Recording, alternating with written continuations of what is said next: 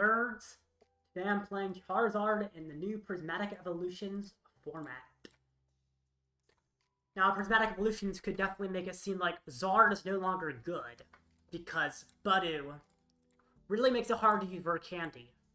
So I made a build that doesn't require Rare Candy to set up at all. It actually has a lot of ways to get around Budew. So let's say my opponent goes second, they Buddy me. Or even they go first. Either way, I'm going to go second, and I'm going to use Evolution TM. So, if they Buddy me, I've already evolved both Charmeleon and Pidgeotto, or maybe even Bibarel, which I play Bibarel. And if I evolved to any of those, suddenly the Budew isn't hurting me nearly as much. Because even under item lock, all I need is just a manual evolution. I don't need any rare candies, and I'm completely set up. And if I had Ultra Ball in my starting hand, I can Ultra Ball ahead of time as well. And Bibarel can also draw me cards under a Budew. Also, since I'm playing Evolution TM, I can play Rabsca, which blocks Dragapult and Kyurem, and also Devo TM, which is useful against mainly Regidrago. When is the set tournament legal? It becomes tournament legal 2 weeks from tomorrow. So tomorrow, Friday, is the official release, and it becomes legal 2 weeks after release. So 2 weeks after tomorrow, it becomes legal. Yeah. So then I got the Rabsca, which can block Dragapult, which is really for Drago. For Dragapult itself, they can normally dusk it, so I just focus more on setup. And then other options. So I've got Energy Search, so I can Arven for Energy Search along with Evo TM in case I don't have the fire. But there's other things I can do, such as attack with Rellor, which does 30 damage, which is just enough to exactly kill a Budew. And it also hits a Grass Weakness, and hitting Grass Weakness allows it to get through Cornerstone. I've actually played in the ladder, beat 2 Cornerstone decks because both Rellor and Budew hit for Grass Weakness. And then with Budew, it attacks and stops item cards, so that's another option. If they Budew, I can respond with my own Budew, so we're both having a slow setup. And Budew has some other plays late game for disruption. And if you'll notice, there's no Dusknoir in this Zard, which is really interesting. And it works. I don't need a Dusknoir. The whole point of this is that late game, my only Pokemon in play is Radzard. Or not my only Pokemon, I'm my only attacker. So I have no 2 prizers. I have no Fezandipiti, no Pidgeot, no Lumineon. It's all single prizers on my board, which means that if my opponent's at 2 prizes, or even sometimes 3, they can only take 1. So let's say they take 3, they take 1. I can either Candy to Zard and then Briar, since it just went to 2. Or I can set up Radzard again. Anyway, the first match has begun. Unlike most online tournaments, I do not know what I'm playing against. It's closed deck list for once, which is cool. So let's add a new friend. And I sent a request. And now I need to restart the game. Actually, I'll wait for him to check in to get back on the game. Also, I'm noticing that this doesn't have Hide the Pain Herald. I had a cool desktop background that was kind of memey, but I guess it's gone. Alright. So, yeah, normally I talk about my opponent's list, but I don't know what my opponent's playing. He has 5 minutes to check into the match. If he doesn't, he will get a loss. So, definitely, hopefully he do that. I guess since he's not checking in, I can probably talk about some more details of the list. Since he's not going to accept my friend request if he's not checking in anyway, so might as well not just wait on the home screen. Might as well go back to the list. But whenever he does check in, I'll probably have to restart the game again, just because Pokemon TCG Live likes to be a little bit annoying. So yeah. Alright. Cool. So, I guess other interesting thing on my list while I wait for my opponent to show up. Talked about the lone Radzard. What are some other unique things? Rabsca, I think I mentioned, but Rabsca blocks the Devo TM on my bench Pokemon, which is really interesting if you ever fight a weird player who decides to play Devo. It blocks Screamtail, Kyurem, Dragapult, Cresselia, which some Guardians play. Does not block Munkidori, which is kind of annoying that Munkidori can target it, but that's okay. Oh, I also play a Double Turbo. This has a variety of uses. It allows Pidgeot to attack, which is actually quite relevant a lot of times. If I start with anything with to a treat, so that's the Bidoof. I guess that's really mainly just Bidoof, but if I start with Bidoof, I can sometimes Force Seal Stone for a Double Turbo and then retreat into a Budew, which I have done recently. Turo and Thorton and Pal Pad are all in here, so I have a lot of ways get rid of things from my board and recover them. I also play Collapsed Stadium. Crush 'em. Thank you, Duffy. Looks like my first opponent might not show up, which might just mean I get a free win round 1. So if anyone wants to play against me, GG over already, maybe. If my opponent doesn't show up, I get a free win. So, a free win for round 1. So, also anyone in the chat, if you would like to play against me, let me know. And I'll be willing to play against anyone in chat if my opponent does not show up. So let me know in the 2 minutes before my opponent gets a game loss for not showing up. Wow, pretty much talked about the whole list at this point, I guess. Yeah, not too much talk. I guess I could mention there's no nest balls. There's a heavy ball, which is important because Radzard is vital. And also, I have a lot of things I want to Evo TM, and I need the basics to do that.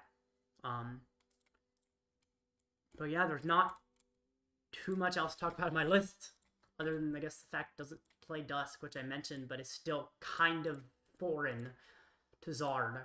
I based it off of Tord Reklev's list from Worlds. So, in the 2023 or 2024 World Championships, Tord got 10th place with a very similar idea. Now, Briar didn't exist yet. He also had Squovet and Cleffa. Cleffa's kind of been swapped out with Budew. He played Sinnoh because Lugia was really popular. Lugia's still good in this format, but there are other options to beat Lugia now. He played Defiance Band. That's one thing I really want to fit is Defiance Band, but I don't think I can. And he also played Canton Clo, which is useful against something like Cornerstone. But when Budew does 20 damage to Cornerstone while also item locking them, so it's hard for them to power it up. If they're even a deck that can power it up, not all decks can power up Cornerstone. And then Rellor also does 60 because of Grass Weakness. It's pretty easy to deal with Cornerstones. Even attacking Cornerstone decks, I beat multiple in my testing earlier today. But something like Snorlax Stall that's not an attacking Cornerstone seems like a really easy matchup. Because I item lock them with Budew so they can't like Pokegear to find pennies. Keep hitting into their Cornerstone. If they try and Gustal me, I Turo.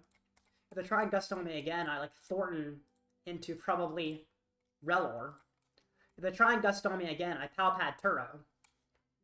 And they also can't use Flute to put more Pokemon on my bench while they're item locked by Budew. And they also can't Counter Catcher, they can only Gust with the boss. And my opponent did not show up, therefore I get a free win round 1. Would anybody in chat like to play against me? It looks like nobody said anything when I asked earlier, so I guess I'll just play against someone random. But definitely let me know if any matches finish early. But yeah, just got a free win because my opponent did not show up round 1.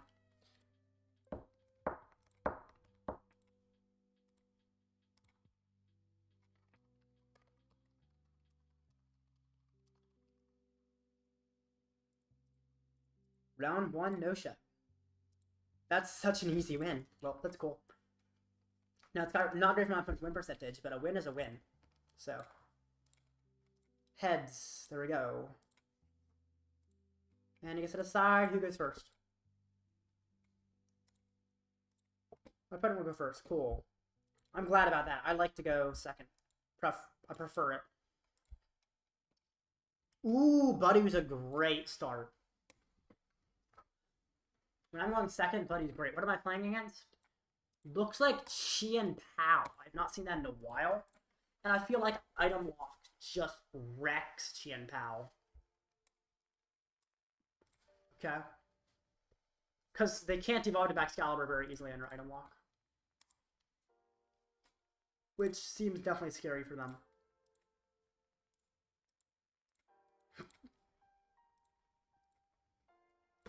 Chien-Pao gets to water, and then he poppins. Okay. Buddy was so weird in this format. I feel like every single deck has to beat Budew, otherwise it's not good. Which is just unusual.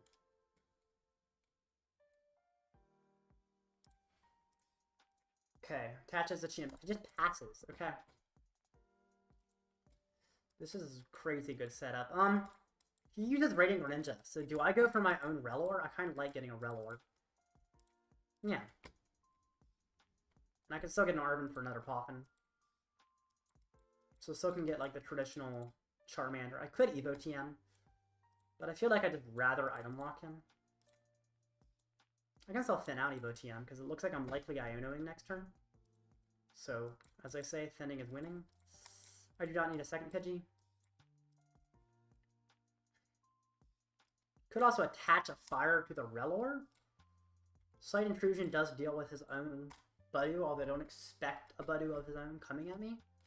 So I guess I don't need to. In fact, I can just hold this in case I top deck an Ultra Ball. And 10 damage, and he's item locked, therefore he cannot get a Excalibur this turn.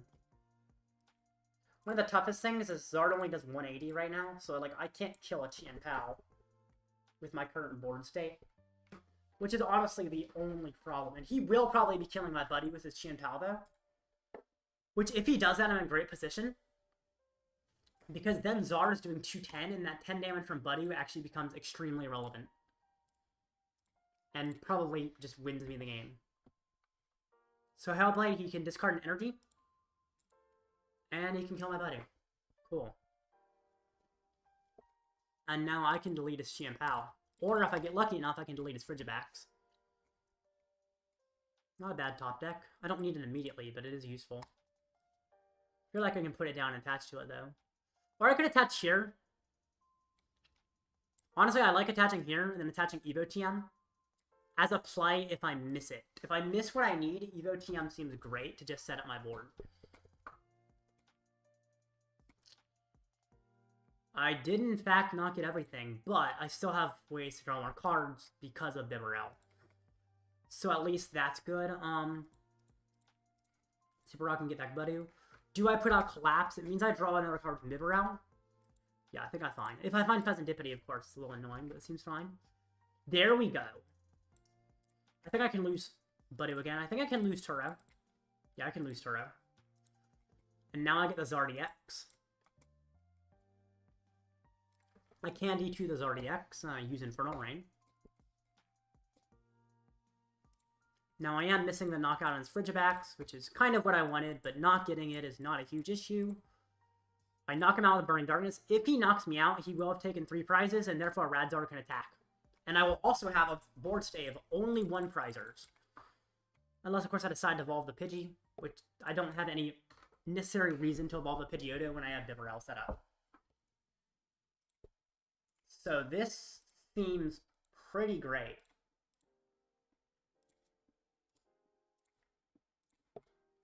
Let's see what he can even do. I'm surprised he brought out Frigibax instead of Bidoof. He does replace my Stadium, but that just opens up another bench space for me. It's an easy spot to fit a Charmander. Okay. Rare Candy Heavy Ball. That actually seems pretty good for him. Now, he is going to want to Radiant Greninja and Snipe things. So I'm going to focus on making sure he can't do that. And the easiest way to do that is to just Arven for Ultra Ball for Rabsca. Because Rabsca means there is no sniping he can do. Now, of course, getting Radiant Greninja now means he can maybe snipe now. If he can get enough energy on hand. So yeah, so he finds enough energy, he could do snipe now and kill like Pidgeotto and Rellor. Which is slightly annoying, although not particularly an issue. Because first of all, he goes on 3 prizes. Which is great, because he's behind, so I can like Arven for Counter Catcher. And knock out the Fezandipiti. And then also, I don't have anything in play where he can Radiant Greninja again if he wants to. So then he's going to have to do an actually difficult knockout on Nazar or something. You started streaming a minute before Blitzel. Hello. Welcome, Woffs. A minute before Blitzel. That's kind of funny. I'm sure they were pretty close. I won my round 1 because my opponent didn't show up. So that definitely hasn't happened in a while, but is really nice in the tournament. Earthen Vessel for 2 water. Okay. Has he fezzed yet? No, I don't think he's flipped the script. He did use flip the script. Okay. Does he have the Greninja attack? If he does, it's a little annoying, but the fact that he goes ahead makes me happy.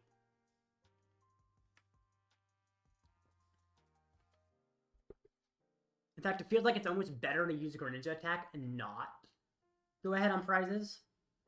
Because the choice to not go ahead on prizes means it's a little bit harder for me to find a Gust Fly. It's possible. It's a little bit more difficult. Irida guarantees the Excalibur because I know he already has Rare Candy in hand. And it also gets a Superior or a Vessel, meaning no matter what, he has Radiant Greninja attack here. Prime Catcher. Is he going to try and stall my Bibarel? Actually, that looks like that's exactly what he's going to try and do. Which, if you're trying to stall my Bibarel, he probably shouldn't have attached to the Frigibax, but whatever.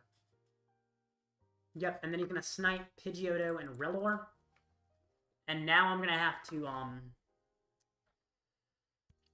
survive via hopes and prayers, because I am down my Turo as well. Therefore, I have to find my double turbo to retreat. That's one option. Or, I mean, missing an attack is not the end of the world, although I really don't want it to happen. But I think I trust Bibarel can get me where I need to be. So close to 500 subs. Yep, very close. Feel like I can be there by the end of the month. So that'll be awesome. Super odd, back some stuff. Okay. Incisors. Superior, yep. Alright. So what's my backup if things fail? Things don't go my way, and Bibarel ends up being stuck. What's the best option? Honestly, I like trying to find a Budew play. It's going to be difficult, but if I can get a Budew play set up, that sounds kind of great. So if I miss what I need, Budew's pretty awesome. The fact that he set up a Ninja like that makes Budew play a little more difficult, although I could try to guess out Bibarel. He does take 2 prizes, means he goes ahead, which means pretty much optimally, I'm chasing his Fezandipiti or his Palkia. In reality, I might not be able to pull that off. Putting 2 of these down is weird because it's 2 things for him to snipe. At the same time, I need to draw cards, right? I'm leaving a room for Lumineon or Fezandipiti here. I think. Yeah. Okay. Draw some cards. That's not terrible. Do I Pokestop before Fez?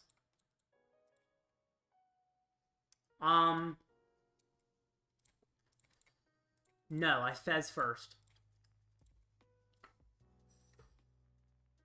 Okay.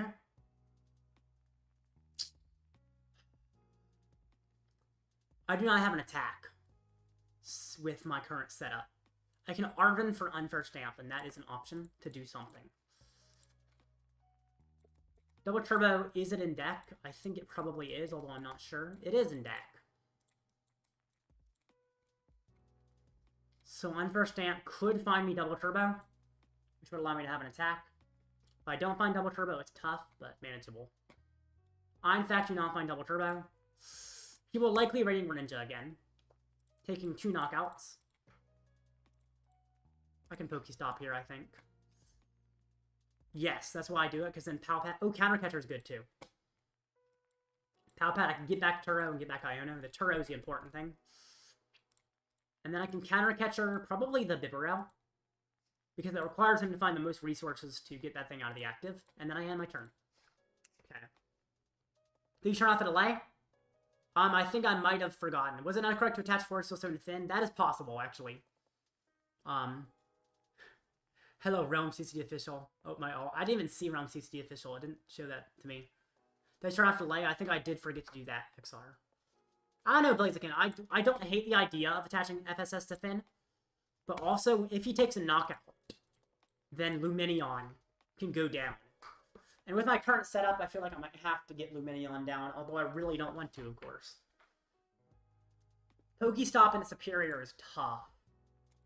Why? Okay, so. If I chase Fezandipiti and Iono, I think there's a pretty good chance things work out. Now, still a little difficult to pull that off, but is doable. There's a few ways. Okay. Could Pokestop first. If that discards Turo or Double Turbo or both, it's scary though.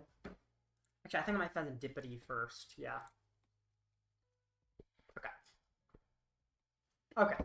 So.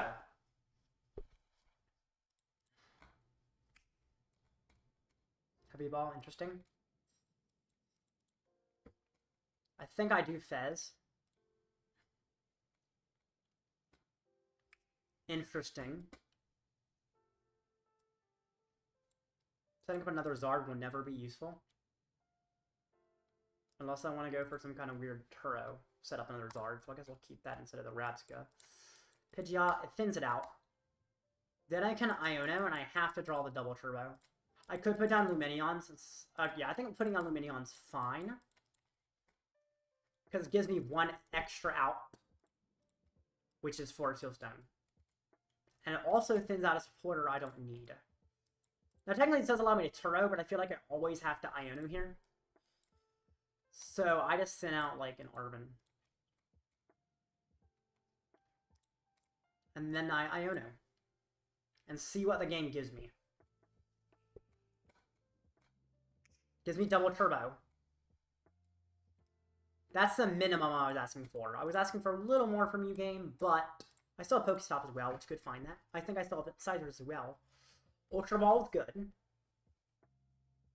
I do not need another candy this game. Yeah, I can still Scizor. So I Ultra Ball away these two. For nothing. Then get nothing. I would like a counter catcher off you, Incisors, please. 5 cards. That is a stone for a counter catcher. I'm pretty sure counter catcher's in deck. Unless I'm stupid and I prize it, which is very possible. Yeah, I prize it. Well, I do have to hit the ninja. Probably with the Zard EX. I hate how this means he can Fez, though. God, I don't think there's much I could do about it. Just having that prize. Good thing this isn't a tournament match. This was a tournament match, this would be a much bigger issue than it is. I mean, I guess it can get me a boss for next turn. But yeah, this is bad. Or it could get me Turo for next turn, but... Dang. Okay. Okay. Oh, there's a counter catcher, bro. Give it to me now, of course. Now, how many superior? He's down 2 superior. Wait, would I ever go for a Buddy play there? Is it ever just correct to Buddy there? Actually, it probably is correct to Buddy there, isn't it? Yeah, I retreat that Bibarel into Budew, and then item lock him. And then what does he do if I do that? Like, he can't do much. So I feel like I should have item locked him there. I think this just means he wins, right?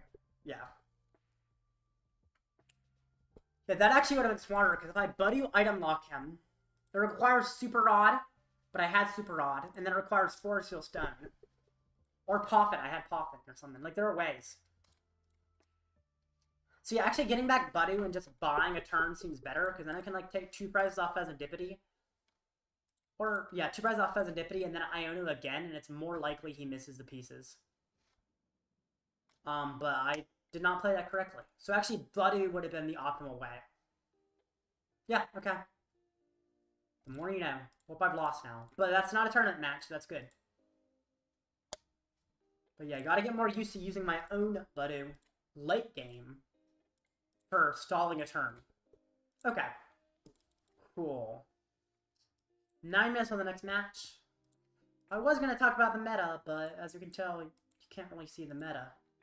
It's closed deck list since Limitless, the tournament software, doesn't have decks on it. Like, it doesn't have the new cards on it. So. Noctowl, yay! Okay, I guess I get... Wait a minute. Oh, I guess I just reached me into my collection limit, not brought me over it for credits. Well, they're not called credits anymore. They're called... But they're called trade credits. And then there's trainer points for some reason. I don't know. Keep clicking File Explorer. Jeez. No, I need to move File Explorer. That's an easy solution. Move it somewhere I will never click it. There we go. Shouldn't ever be clicking File Explorer at this point. How's your item lock meta going? It's interesting. The first round of the tournament, I won due to my opponent not showing up, and then I played a match against a random person, I did lose, although I didn't play it optimally because I didn't use item lock when I should have, so. But yeah, item lock, man, is weird. Buddy was going to be nuts. It is going to be nuts. It's kind of ridiculous. The fact that I had to completely redesign my Charizard list in order to be good in the Buddy was crazy. Like, cut Dusknoir, play Evo TM, play Pidgeotto, play Bibarel. It's a little bit ridiculous how much I've done. Also, this can go away. This is outdated. Okay. But Newzard is crazy. Insane how a basic Buddy Evolved Pokemon shifted the entire meta, not even a Vileplume. Yeah. It is pretty crazy. But item lock is just always good. This format's more fun than I thought, though. I thought Buddy was going to be kind of awful. But it's actually really strategic to play around Budew. It turns every deck into having a control element, and I think the control matchup is one of the most fun matchups. Actually, I'd say the control matchup might be my favorite matchup, other than maybe Zardmir. They could have at least made a callback to Diamond Pearl era Vileplume. There's a lot of Vileplume cards item lock.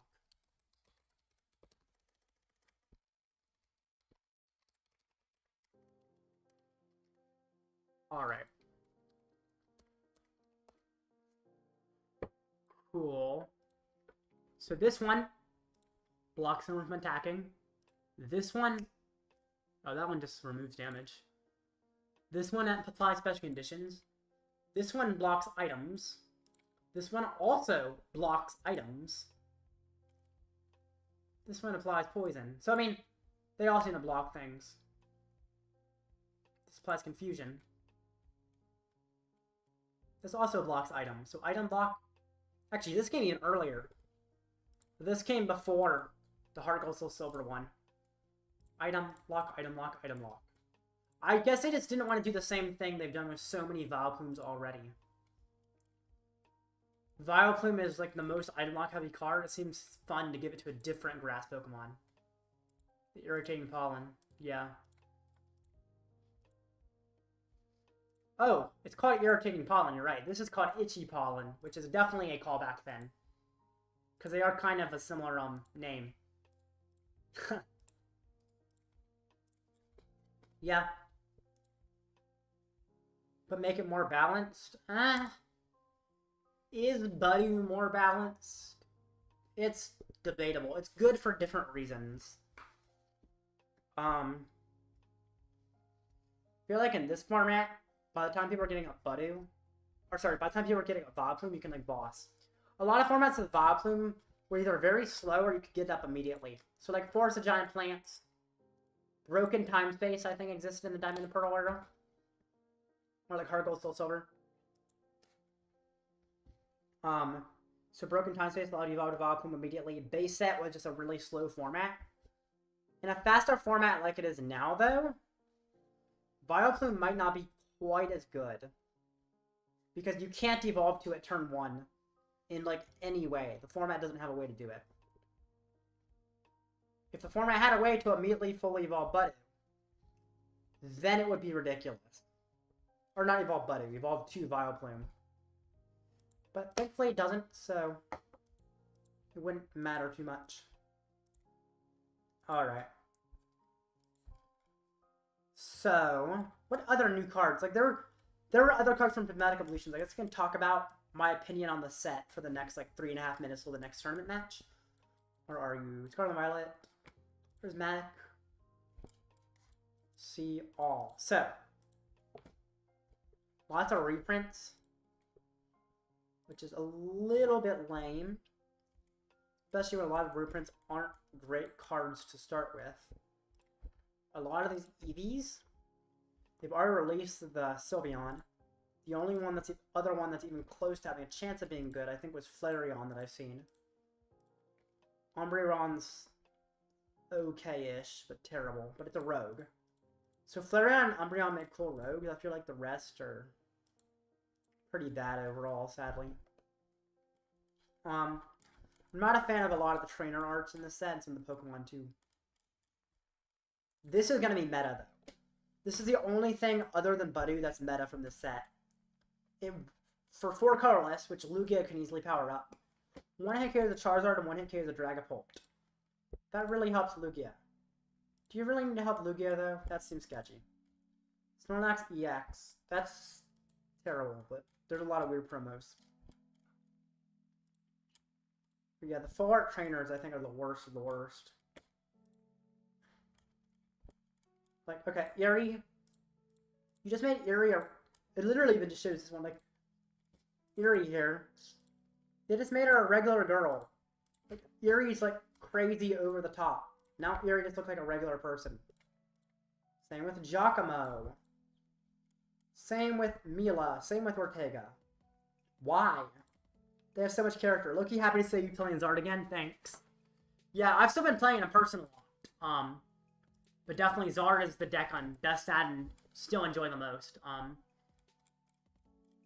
But yeah, this set's kind of messed me. Also, these are the worst. It's annoying I can't click on them on live. That's also a weird thing about live. But the Blue Border Drayton's one of the better ones. Where are the ones that annoy me the most? I think they're newer ones, right? Which ones are they? I think Lacey has one. Yeah, Lacey has one. That thing. Like, why do you need a pink border around Lacey? She looks like she's in, like, space pants. And Lacey's, like, a waifu character, you know? She has some cute arts, but then that one's just like, really? It doesn't look... I don't know, it's weird to me. And they have that for, like, a bunch of trainers in this set. Amarys, I think, has one? Yeah, Amarys. It's weird to me. I don't know. Hey, collectors seem to like it. So, I guess even though I don't understand how the art is good, collectors like it, and it's a collector set, so I won't argue with it, although maybe it's just because these guys are in it, which is fair. Evolutions are pretty popular. Especially Umbreon. Jesus, Umbreon expensive. But my favorite's Glaceon, so I guess I don't quite go with the crowd. Although my favorite shiny is Umbreon, so... Still like Umbreon. Why are you starved? But yeah.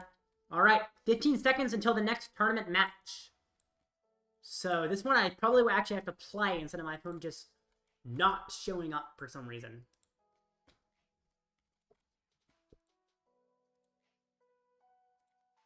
Cool. This course said I had a ping. I don't know where it came from. Alright, timeout. It looks like either they're just going to switch over the match any second, or there is a current judge call going on. Which in round 1, I wouldn't be surprised if there was a judge call making time take slightly longer. Alright. Well, okay. So, what changes in the meta with Buddy? Of course, Zard. Something like my list. Although I think a lot of people will still play Dusknoir and Charizard. I like a non-Dusknoir version based on Tord Recla's Worlds list. Gardevoir becomes so much better because Kirlia can set up under Budew. Same with Dragapult. Because Budew doesn't stop you from evolving to Dracloaks and setting up. Look at this Champions League. Winner was Archaludon. Which Archaludon, Budew can't hurt, but if you could get like 2 energy in the discard, or even just 1 in a turn, attach your hand, get a single in the discard. Next turn, attach your hand, evolve to Archaludon, and you're set up, despite Budew. So Budew doesn't seem like it hurts it too much. Yes, it has some items, but every deck gets at least 1 turn before you're locked by Budew. Since Budew can't attack immediately. And then Ancient Box is next. Because Roaring Moon so easily power up, and also uses Porter to power up a lot of times, that also very much helps against Budew. So, I mean, if you look at this top cut, all of these beat Budew in some way. There's nothing in top cut that loses to Budew. So then Dragapult, I mean, this one plays 2 Budew of its own, which is kind of insane. But it does. And that is really powerful, because it means turn 1, you're locking your opponent, while also setting up a bunch of Dracloaks, because Lance can search out 3 Dragon Pokemon. What's also nice about Lance is that it's not an item, so you can get 3 Dragon Pokemon under Budew. It's nuts. Then Lugia. Lugia does have some trouble with Budew sometimes. But if they're using Budew, they're not doing a lot of damage, so you have a chance to just read the wind away your Archeops and draw some cards. And the new Regigigas, being able to do 330 to a Terra, allows you to beat Dragapult, even if the Dragapult you're fighting does lock you out for a little while with Budew. You could just come back by one-hitting them. Same with like in Zard. Ceruledge, I mean, Charcadet for a single fire does 20, with weakness on Budew is 40. So for a single buyer, Charcadet is knocking out the Budew. You can also use Monkey Dory to move damage back to the Budew, which essentially means Buddy's not saying a lot. Miraidon, it can get hurt by Budew, but if you power up a Raikou V, you really just need 2 manual attachments, or on the first turn, because you always get 1 turn, you can Electric Generator 1 on. Now I see people trying to go for hands with their generators, but I feel like if you're ever fighting a deck with Budew, you want to make sure you at least guarantee you have Raikou if you miss the hands. Artelon, again. Same idea. Lugia again. Then Goldengo Dragapult was kind of weird. But I guess I kind of get it-ish. You're already playing multi-type energy for Dragapult. Goldengo is just kind of a late-game hard hitter. It's also a draw engine. There's also a draw engine under Budew, so it's not too hard to get evolved. I don't think this is a great deck. Japan's best of 1, though, so you could get some weird stuff. And then all the way down here is a Guardian. This one doesn't play its own Budew, which is surprising, but does somewhat make sense considering it doesn't care about your opponent's Budew. When Kirlia does nothing to stop them. They can just Kirlia. And then later on, they can Monkey Dory the Budew and get more prizes off of it. And then Charizard. This one uses Grand Prix, so I use Evo TM and also my own Budew as ways to deal with Budew. This one uses Grand Tree, which can evolve up. The biggest problem is you pretty much have to Force Seal Stone to find it, which is a little tough because you can't search it out with like an Arven, like I can with Evo TM. And also Grand Tree, it can be used by your opponent. Gardevoir can use it to set up. Dragapult can use it to set up. So all your tough matchups can use it to set up because Gardevoir is like close, but then being able to use your Grand Tree makes it unfavored. And Dragapult being able to use your Grand Tree is awful. Wow, 5-minute time over. That's surprising. I guess there's just a long judge call going on. So, yeah. But, oh, there we go. Next match. Okay. Now I get to play an actual match. Unless my opponent doesn't show up, which I highly doubt. Considering this is the second match of the tournament.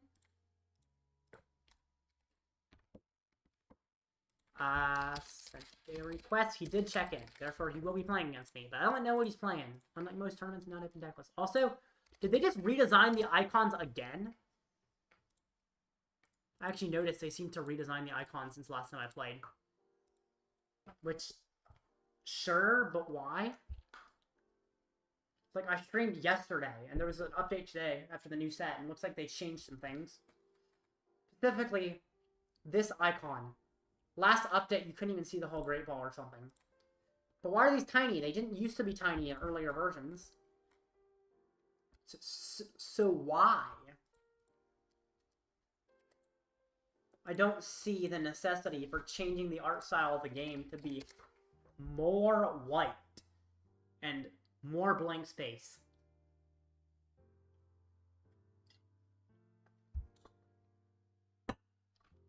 Also, like, the top of the, viewport had, it wasn't black. Like, this didn't used to be black, which actually had color in the game. Okay, OBS was glitching out. There we go. Cool.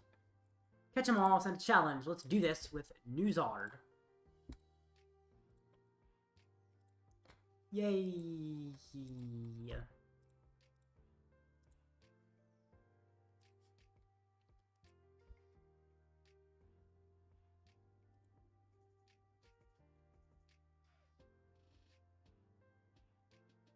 Alright. Do I want to go first? No. I'm so used to going first with Zard from last format with an Evo TM build. I heavily rely on going second. Okay. Let's see. Mulligan. This is interesting. I don't know what I'm fighting, but I expect it has Budew. Especially because it won its first game. Which is it's Dragapult. Okay. So, if I top deck in Arven, I think I'm in a great position. Top deck an Ultra Ball for a Lumineon, I think I'm in a great position. If I top deck a Poffin, I think I'm in an okay position. If I Iono into a Poffin and an Energy, actually, I have a lot of ways I'm fine. Like, I think there's so many ways in which this game just works out for me. It's not guaranteed to, but I see a lot of ways in which I just win this. With this start, even though it looks sketchy, Iono is so likely to find me something. Sure. Okay. Iono finds me something good, right? Heavy Ball's interesting. I'd like having Charmeleon and Zard. Ooh, Rellor is actually a pretty good find off Heavy Ball. I do like that. Especially because I have Rabsca on hand. I do not like that I prize Candy Rod and Unfair. Jeez. I also don't like that I don't have an attack. This is interesting, though. Okay. What are the chances he gets up Dragapult here? I guess they're relatively high. Artisan. I like that I can probably use that myself. He's gonna Budew. That's what I was expecting, although I wasn't positive it was gonna happen.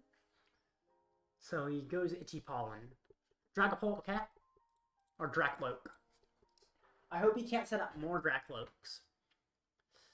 But there's a good chance he can. Just Itchy Pollen. Oh my goodness. Oh no. Oh yikes. Big yikes. Well, if that's not a setup, I don't know what a setup is. Goodness. Okay. I can probably manage, although it's going to be a little... Actually, it's going to be a lot tougher now. But, as long as I can't get Dusknoir to kill my only Melian, which seems so easy, though. Rabsca's nice to block damage to the bench. And he's going to Pollen. Okay. So, Ultra Ball, I cannot use that. I would have loved to have that last turn. Artisan. What do I get off Artisan? Budew or Bidoof?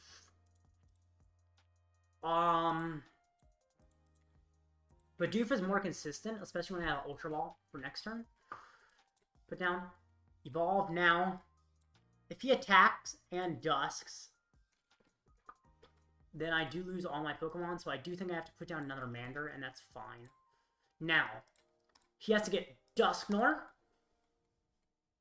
I guess really he just needs Dusknoir. And then he deals my Melian if he gets Dusknoir. But if he does Dusknoir my Melian, not only do I take a prize, which feels great, but it also means that Rabsca is not being Dusknoired unless he gets a second Dusknoir. Which could happen, technically. But at that point, he's getting me a lot of prizes, which makes it very likely I find that Unfair Stamp. Sparkling Crystal, it looks like he is going to go for a Dragapult attack. Does he have Dusknoir on top of the Dragapult attack? That's probably the most important thing to realize. If he doesn't, then I can Ultra Ball for Bibarel. Or actually, even if he does, I can Ultra Ball for Bibarel. But, okay, he bosses orders. I guess he's just going to hit into Rabsca. I'm actually completely fine with that. That's not actually an issue to me. My Pidgey gets to stay alive. I get to bring up Zard. I get to hit into him pretty hard.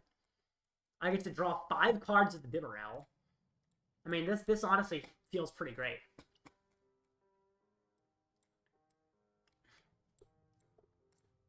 Evolve an Infernal Rain. Get me 1, 2, 3.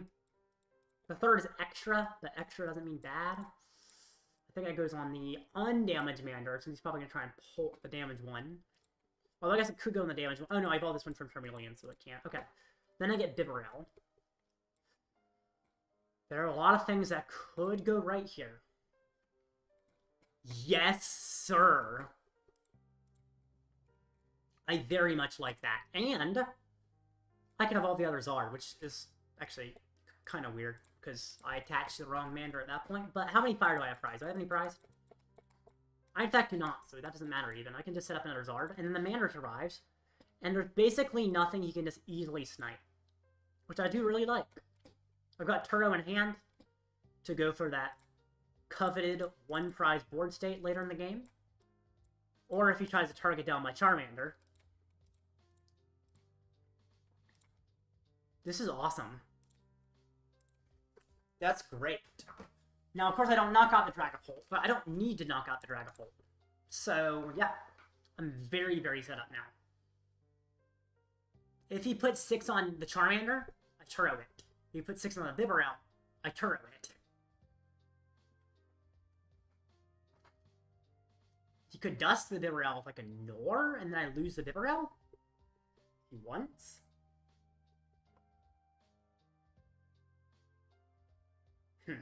I almost feel like it is correct to put the 6 here, and then 6 here again, so that it's in range of like another Pult. But yeah, the prize trade's looking fine overall for me. Consider a Budew and TM Evo, okay? Just 2 Budews and a TM Evo. He wins if he plays Briar for sure. That's possible. What is Pult Briaring? What is he like Briaring? He's getting the 5 with the Dusclops? He just put me on odd prizes, so that Briar thing you were talking about might not be as relevant now that he put me on odd prizes. I'm surprised he used Dusclops, especially because it doesn't allow him to kill Bibarel. It allows him to get damage on Mander if he wants to finish off Mander, but it's not enough combined with Pult to kill Bibarel. Bibarel will still have 10 HP remaining. So now I'm confused. That seems like a very odd choice to Clops there, because you're just giving me a free prize. You might be able to get a prize off my Mander, but that's, like, fine. Because that means you're having to pull. You really put it on the Bibarel? What, are you going to Hawlucha? Maybe he has Hawlucha. Ooh. Yes, sir. Now, Stamp only works if he takes a knockout, which looks like he might not take a knockout here. But if he does, Stamp's kind of insane. Arven, okay. Is he going to get a Hawlucha? If he does get a Hawlucha, he's playing directly in the Stamp. Candy and Stone. Is he dusking again in some way? Oh, Alakazam, move 1 off Zard? Great, now he can't set up the damage to KO my Zard as easily. Never, I'm just confused now.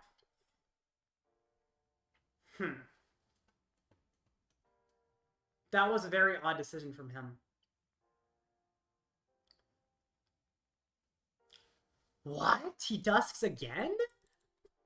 Are you sure you want to do that? Okay. But how's he, like... He's sure he, like, knocks out a bunch of things. Then I Unfair Stamp, and what the heck does he do after I Unfair Stamp? Like, what does he do after I Unfair Stamp? He's just giving me so many prizes.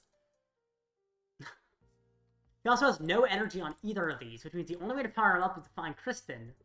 So he also has to have find Crispin off Stamp as well, if he even wants to get an attack in the first place. Why?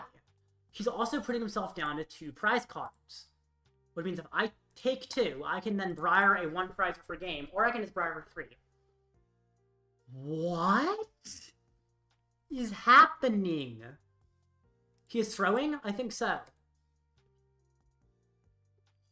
What?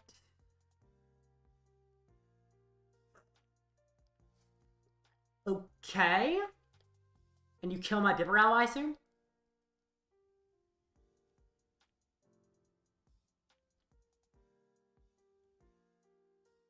What in the world? Isn't it obvious that if you're setting up that play that you... Then why Gust a Pidgeot if that's what you're doing? Because you can, I guess, Alakazam 2... Well, if you Alakazam 2 off the Zard, then the Zard stays alive.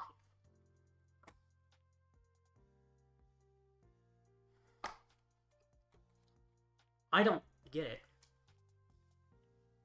Could Turo before. Anything else? He's at 4 prizes, so I could go for a Briar. I kind of like Turoing the Pidgeot off the board at this point. Feels pretty good, but I do have to quick search for something first. That's an interesting choice of what to get off quick search. Could probably collapse to force his bench lower. There's many options. Could just start setting up Radzard, although that seems kind of mid. What has the most longevity if I'm going to Turo play? Honestly, just collapse to stop him from fitting more setup in play. Seems fine. If not a little silly. I'm going to Unfair Stamp, so I'm losing this hand. Actually, I do like this. Budew, he can kill, right? And Pidgey, he can kill. Therefore, this is not correct. I want to fit something on the bench so I can, like, collapse or something and get rid of the Zard, but I can't actually go for that play, so this is fine. Boss, he has 4 prize next turn and like a Turo.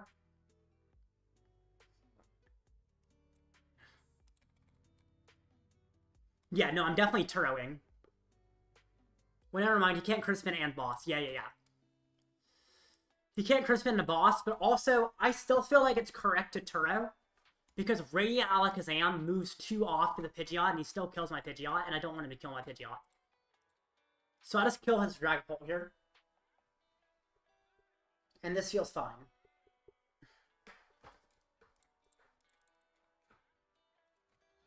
And if he wants to kill my Mander, he has to move some off with this with Alakazam. Guardy is so good in this format, pretty much what I'm running in UIC. It does seem pretty good. Honestly, this Zard seems also good. But I do think Guardy is probably the BIF in this format. Brings up Budew. Is he going to try and itchy Pollen? That doesn't do anything. I guess it's up for the fruit treat. I guess he can Pollen, because he can move 1 off onto the Charmander if he really wants.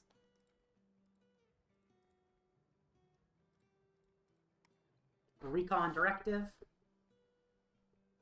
Okay.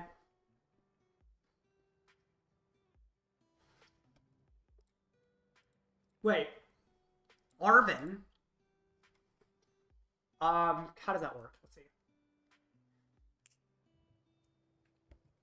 I think I'm 1 piece off of the play of getting back Turo. Like, I think the only way to get back Turo is to put down Lumineon, in which case getting back Turo is no longer worth it. I really want to recover Turo and pick up another Zard. Especially because this one evolved from Charmeleon. And Charmeleon also has built-in Pulp protection. So if I can Turo this Zard, I'm also protecting this Charmander simultaneously. Which feels good. He gets 2 energy with Vessel. Attaches Fire to Dracloak. Okay. Sure. So. I am not behind. What if I just Lumineon for boss's orders on his Dracloak? It may seem weird to put a liability like Lumineon in play, but I think it is correct. Because he cannot both Crispin and boss. And he's down Crystal. The only way to power up if he does that is Crispin, but that means he can't boss my Lumineon. Now, he could counter Catcher if he plays that. But also, my Lumineon, he takes 2 prizes off of it. That's not enough to win. Although, I guess... Oh, he's itchy Polling. Okay. Actually, I don't think I need a Lumineon for boss. I want to save the Lumineon. Actually, I can Lumineon for boss and not use the boss. And then attach Stone. Yeah, this is an interesting play. It essentially guarantees I have 4 Seal Stone on the board. That's all it is. It's just having 4 Seal Stone on the board. So no matter how he disrupts, I have Gust passes guy. Unless, again, it's just Gust my Lumineon. Which I guess technically could cause some kind of problem. I don't know what problem it would cause, but...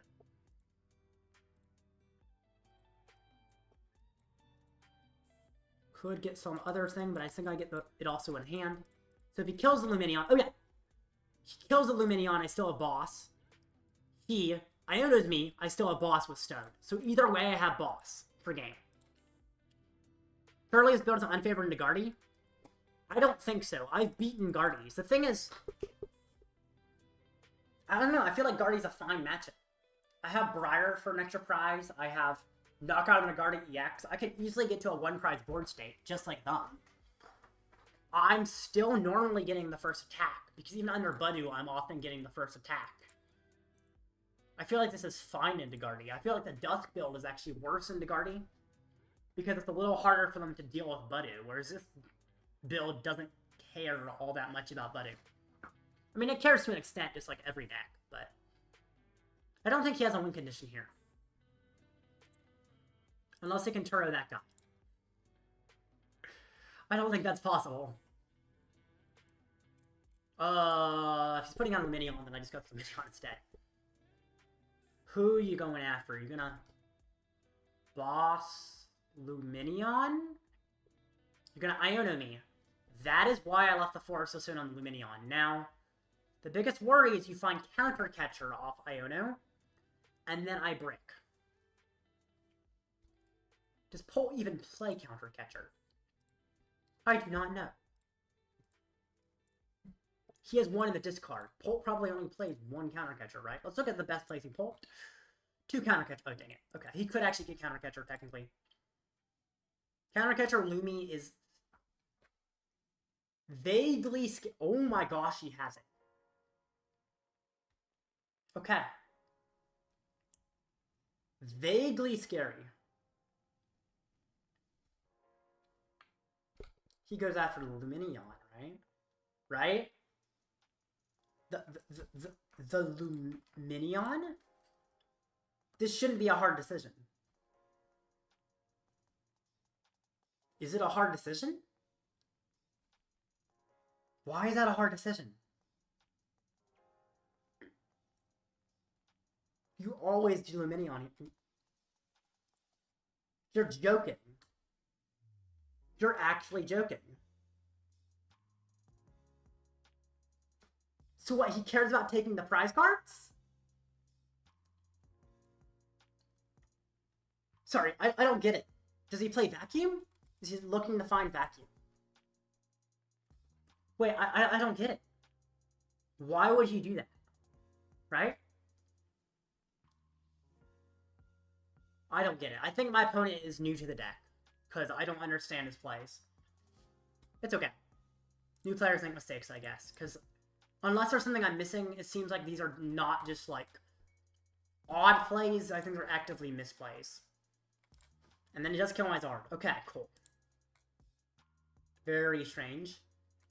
Because I just have 4 Seal Stone here. Sitting here. Menacingly. Ready to alchemize. For boss's orders. On anything on the bench. Such as a Dreepy. And GG. Iron CC, knockout fish. Yeah. Why didn't he do that? Iron CC knockout fish would have been so helpful. It would be hard to find the pieces, which is why I put down the fish. But, like... Actually, putting on the Lumineon might have been a mistake, because he had 4 prizes, right? So if he kills my bench Zard, I can hit him and he can't finish off my Zard.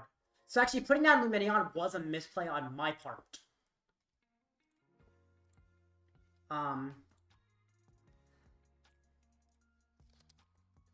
Shouldn't have... Yeah, I shouldn't have even benched Lumen.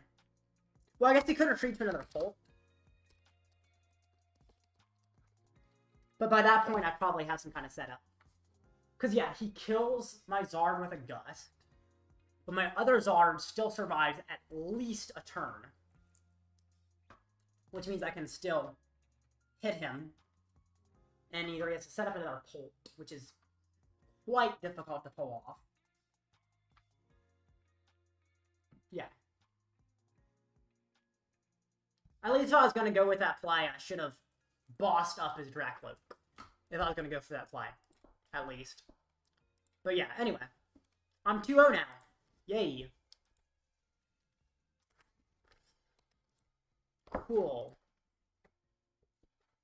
It's about 9 minutes until the next tournament match. It's not enough time to play a game, but... What do I do for 9 minutes? Let's see. Well, earlier I was talking about the deck's Buddy changes by looking at the top 16 of this Japanese tournament. Now, the top 16 only shows the decks that have succeeded under the new format. What are the ones that aren't succeeding? Well, you don't see any traditional Zard lists. Zard has to be built differently. You always have to build in a way that has some way to beat Budew. So that could be Grand Tree, that could be Evo TM, that could be your own Budew, but you have to play some way to beat Budew, otherwise Zard just doesn't work in this format. Raging Bolt is not being seen much, it's kind of mid. Regidrago, people have been telling me that Regidrago is like significantly hurt by Budew, and I don't quite get it. I see late game Budew, if they overextend, being useful. But like if they Budew early game, you get one turn every time before your opponent locks you out of the game. In that one turn, you need Attach from Hand and Energy Switch. The next turn, you need Attach from Hand Evolve, which is easy to have under item lock. So since you always get a turn, since you're also probably going second in this format, why does it even like matter that much? I don't know, it seems strange that people think Drago is super hurt by Budew. At least early game Budew. I think late game Budew is actually more of a problem for Drago overall. But yeah, don't quite get it, but that's okay. I think Drago's still meta, honestly. I don't think it's the best deck. I think Gardevoir is the best deck. Just the fact that everything else in the format slows down a little bit means Gardevoir has a chance. Because the biggest problem with Gardevoir in this format was that it was a little bit slower than some other things, but was still very good. Like, your opponent could take the first 2 prizes and Gardevoir still wins. But now Gardevoir's a lot of times taking the first prize. And that's kind of insane. Now, if Buddy doesn't stick, then Gardevoir is a similar power level to what it was before. Maybe even slightly weaker because of other things, but... Also, Gardevoir can get out of Buddy themselves late game, because a lot of times, late game, decks will try to trap with Buddy. They'll item lock you, and then they'll trap something in the active. Gardevoir is really good at preventing that from happening, because they just attach more energy from the discard to retreat anything you trap. Same with decks as Latios, which I guess is part of why Miraidon is pretty solid. And I also think Dusknoir decks just go down and play due to Budew, because Dusknoir requires Rare Candy most of the time to get into it. It's a little hard to Rare Candy under Budew. Late game, you can set it up. But like Palkia Dusknoir, for instance, focuses very much on board wipe early. Early, dusk a bunch of things and completely ruin your opponent's board. Well, you can't really dusk a lot of things and ruin your opponent's board when you're not allowed to Rare Candy in dusk. Terrapagos Dusknoir is a similar thing. Zard Dusknoir is actually supposed to use their Dusknoirs more conservatively. They generally play a thinner line and use it more late game, and it's not as necessary to board wipe in Zard. In fact, the biggest problem in the Zard mirror is people board wiping with Dusk when they really shouldn't. So, Zard is certainly one that can get away with the Dusknoir, but the others I don't think can under Budew. It's Korean League in the Prismatic format. I don't think it is. No, I don't think it is. Looks like it's not. Okay. Cool. Yeah. Wish I could see more deck lists of the Prismatic format. But there's not really much to find. Actually, Pokébook, I think it is. Pokébook. Is that it? I mean, that's someone talking about an X. There it is, Pokébook. It is a Japanese website. But it also shows Japanese tournament results. Translate, please. Yeah, how about you always translate it for me? Actually, don't always translate it for me. There we go, okay. Deck ranking. So this will be the deck ranking for the most recent format for them, based on their smaller tournaments. That's old, right? No way Chien-Pao and Argentina are up there, right? In the future? No. That's an old picture. Cheering. Is this it? This is it. This is the picture, I think. Actually, yeah, okay. So from 111 to 113, so earlier this week in Japan, which is currently in the Prismatic format, Gardevoir had the best placements, followed by Dragapult, then Lugia, then Cerulege, and Archaludon. Those all make sense. Zard is a significant drop from Archaludon, although I don't think people know how to build Zard in the new format. I think if they figured it out, it would do better. Then looking at full power, which only includes top 4, I think this includes top 16. So top 4, Guardy jumps up, Archaludon jumps up, Lugia jumps up, and Dragapult and Cerulege both go down a little bit, which I think makes sense. I think Dragapult has less skill expression than something like Archaludon. I think Lugia's just really solid into the other top decks. And does also have a lot more skill expression than you'd expect. And also Dragapult, I feel like... I mean, I guess Lugia is not super consistent either.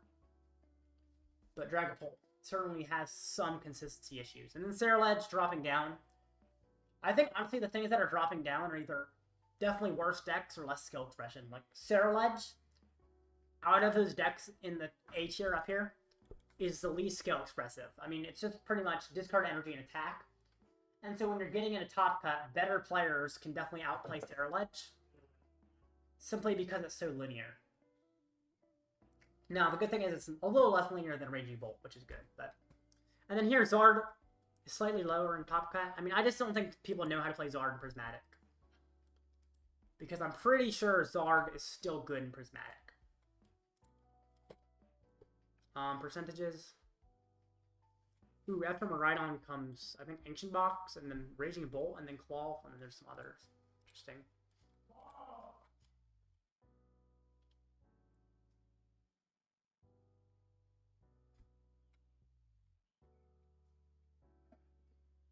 Yeah, okay, so this is not good English. Charizard is being re-evaluated, so it can compete with, I'm assuming, Budew. And Ancient Bullet is probably Budew's attack. Essentially, particularly since decks using Swarm, not running catalyst, people are whispering Charizard in the position. Decks using Swarm, I'm pretty sure Swarm, what I'm thinking of it is like board wipe, with like swarming the board with the Dust Storm Radiant Greninja.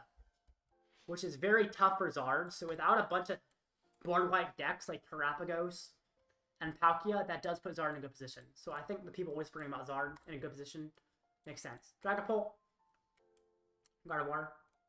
Gardevoir and Dragapult, they expect to they're saying maintain, which is interesting for the Terrestrial Festival or Prismatic format for us. Because those seem like... This seems wrong. Increase. I don't know if that's just a translation thing, but Charizard has decreased statistically. Dragapult and Gardevoir have increased. Lugia has also increased. Drago's decreased as expected. I don't know what that is. Miraidon decrease is expected. Ancient Box is maintaining. I think that's fair, although I think Ancient Box might go up a little bit. Man, I don't understand the language, but I guess I can vaguely figure out what they mean. Rules explained. But that would be crazy. Also, the next match starts any second now. We're just waiting on, I think, a judge call. The stadium, Excite Stadium. And you use the move Calamity Storm to trash the Excite Stadium. With the ability... What in the world? Oh, I see. So, what they're saying is you got the stadium that increases the HP at basics by 30.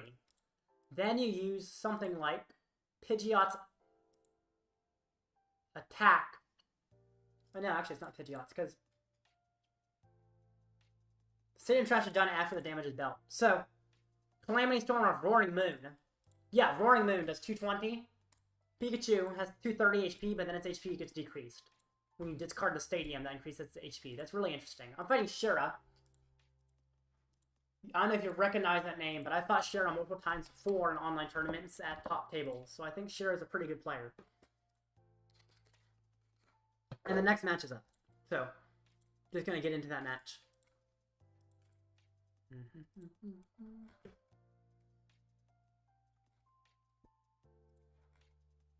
Alright.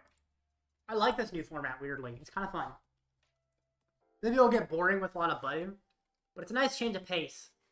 Control's such a fun matchup. Making everything Control sounds kind of awesome. Okay. So. We are already friends. I just got... Oh, there he is. Oh, I think he sent me a challenge. I'm going to restart so I can see it. Hallie, come! Come here, puppy!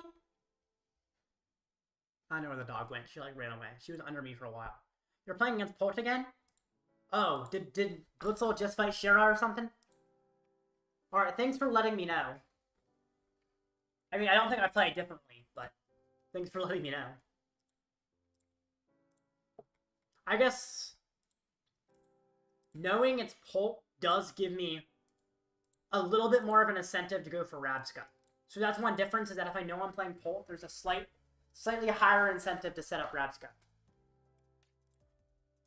A lot of people are playing Dragapult. I think Guardy's better, but I'm not surprised a lot of people play Polt, because they could play Guardy in previous formats, whereas Polt, they kind of couldn't. At least not with it being good. My opponent will go first. As I want. Oh boy. Wait, actually, no, this is great. This is exactly why I play Energy Search. This is, like, exactly why I play Energy Search. Now, if I prize Energy Search or Evo TM, yeah, I'm probably cooked. If I didn't, this is a really, really good setup. I don't like that Bidoof is to a tree. That's one problem. But I can manage that.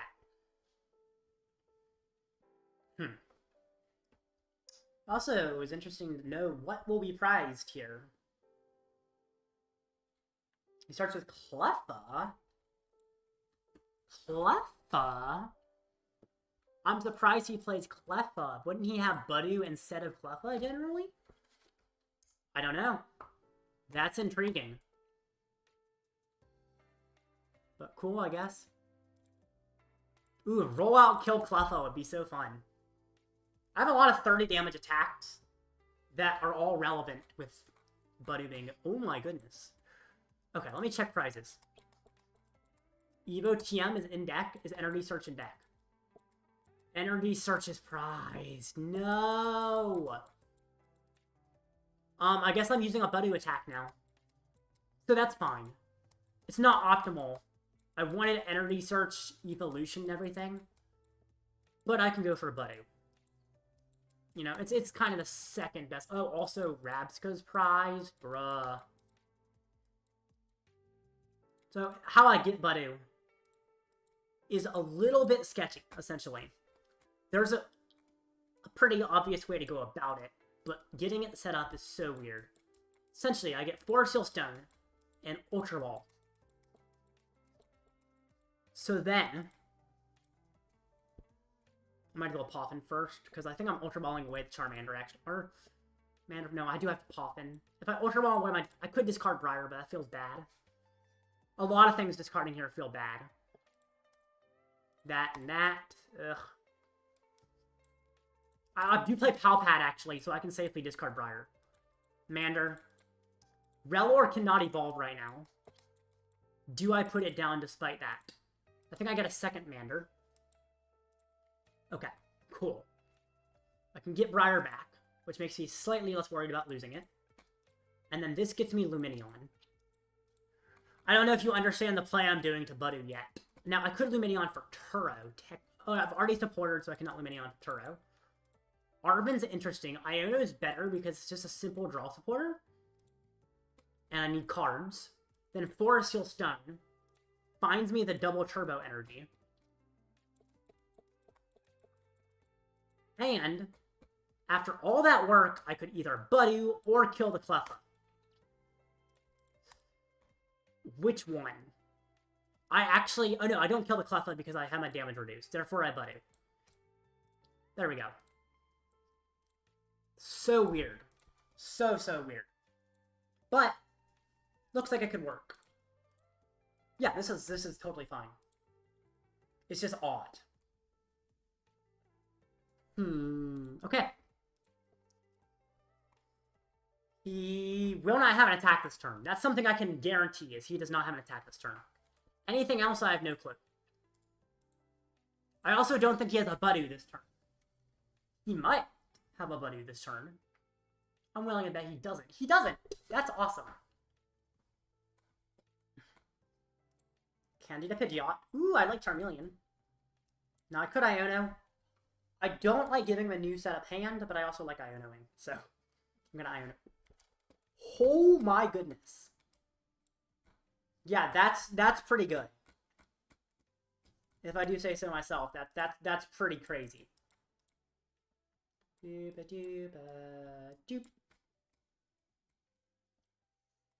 That's a little bit nuts. Whoa. Okay.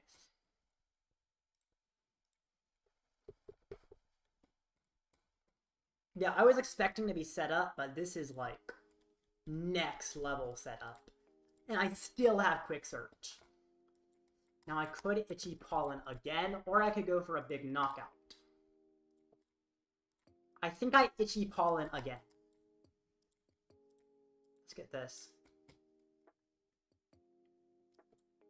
Remove my Lumineon liability. So now that he doesn't even have an easy thing to take prizes on. If he not hits me with Dragapult, none of these he can do much to. He can kind of touch him. Kind of. If he guts my Bibarel, I have Turo, or I could attach here if I want to manually retreat it. I don't think I prize another energy, so I can attach here safely. And then I do this. And he's item locked. And the Cleffa is nearly killed by the Budew at this point. It's not quite dead, but it's close. He puts on his repeat. Okay. He Ionos. I'm happy with the new hand. I'm not a huge fan of losing Turo, but that's fine. Okay. Does he have any Dracloaks? Or does he just have to grasp and draw again? Fezandipiti, I did not take a knockout. Attach, okay.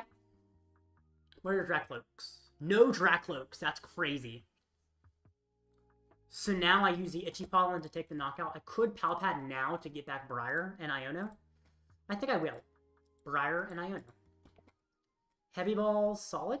Don't think there's any Pokemon in there, is there? I guess maybe I could do Ultra Ball the way I Heavy Ball instead, but what do I even Ultra Ball for? Okay. But yeah, there's nothing to Ultra Ball for. I mean, I guess I just could thin away the Pidgeot, so I could get rid of the Pidgeot so I don't need it. Could use a Squirter. He's weak to fighting. Okay, good. No. Stamp. He's not taking a knockout. Could just evolve the Czar. So there's literally nothing on my board he can dusk except Bibarel. I mean, it's weird to have an all-2 prize board. But considering how his deck works, I guess it kind of makes sense. Even though it feels weird against any deck to have a 2-prize card, like a full 2-prize board like this. But essentially means I have the attacks I need for like the rest of the game. Boss's Orders is a good prize. And he's still item locked, therefore he will not be evolving all the way. Now, he could attack with Dracloak and kill the Budew. In fact, he could attack with Dreepy and kill the Budew too. If he would like. But he's probably going to attack with Dracloak. And then he's going to lose the Dracloak. Or actually, he's going to lose the Fezandipiti. He could lose the Dracloak. I think actually making him lose the Dracloak is a little bit better. Because it makes it kind of hard for him to set up another Dragapult. I guess he can Fezandipiti to help set it up, though. I do like him losing the 2 energy. It's really debatable. Do I go for the Dracloak, or do I go for the Fezandipiti and leave the Dracloak available? I guess the Fezandipiti is just going to be staying on the board. I can chase it later. Might as well chase the 1-prizer while I can. Recon, great. Yeah, Quick Search will be finding the Unfair Stamp. I do like the idea of leaving the Bibarel as a 1-prize thing. Forcing him to hit into a 1-prizer at some point helps me go for Briar play. Crystal. Bite. Okay. Very interesting. and makes me completely reconsider how I was planning to play that.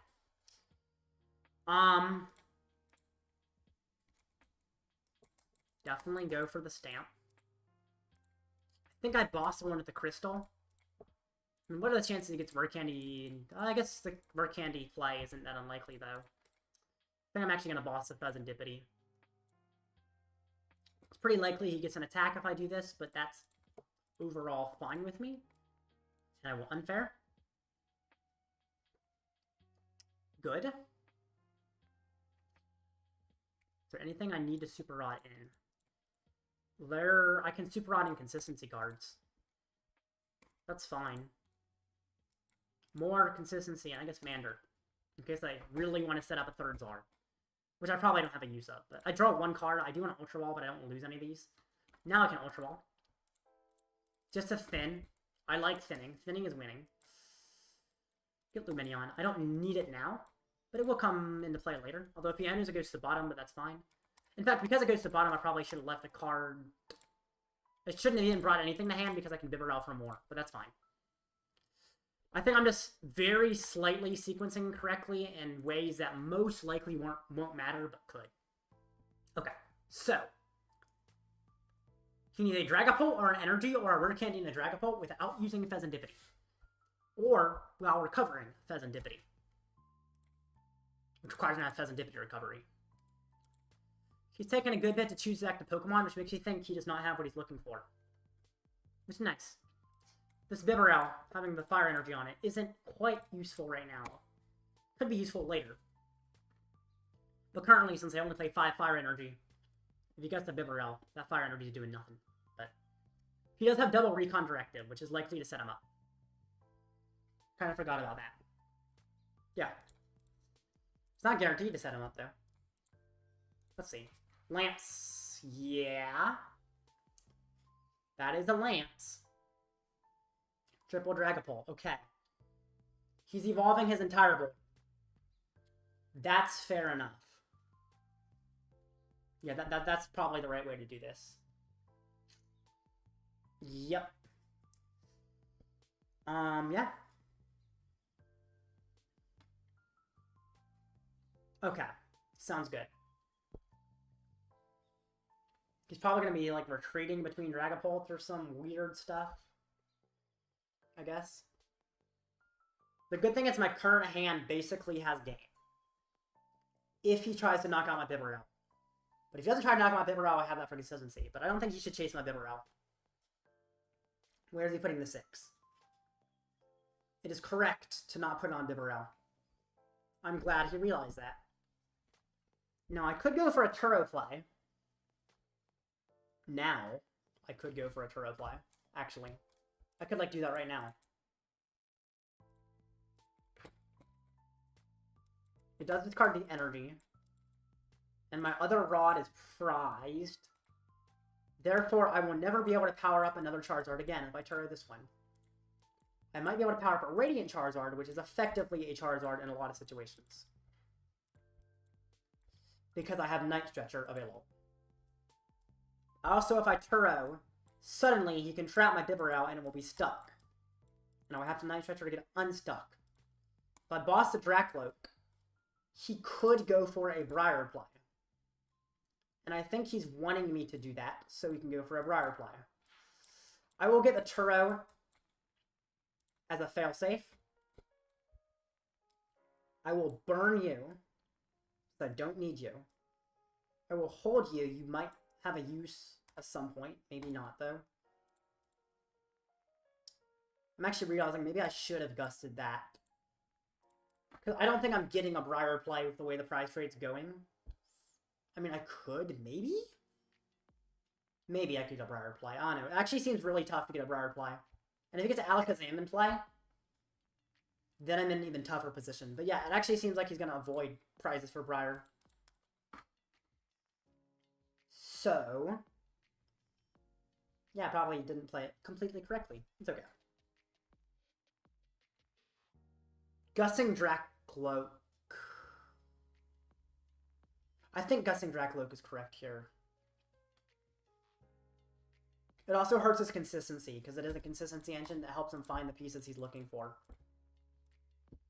Does Dragapult play their own Briar? That's the reason I didn't, is because they might play their own Briar. I don't know. It looks like most lists do not play their own Briar. So I probably don't need to play around the possibility of Briar, although it could exist. And if I boss Dracloak, Briar could end up being terrifying sometimes. But, I don't know. You also have to find the Briar without the Dracloak to draw. Arven, okay. He could counter catcher. Something.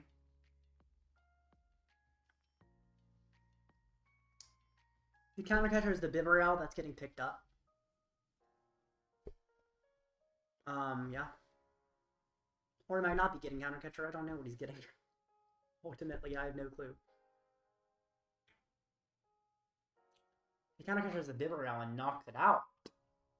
That seems really nice to put me on even prizes.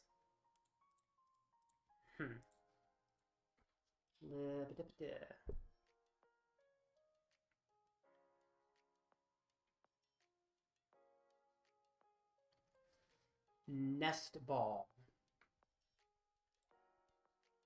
Okay. Still think I'm in a favored position. But I do not think it's, like, guaranteed win. Okay. What's he gonna Nest Ball for? Fezandipiti is in the discard. He could get Radiant Alakazam. Okay. Yeah. I think I kind of see what he's doing. He's attempting to knock them both out at the same time.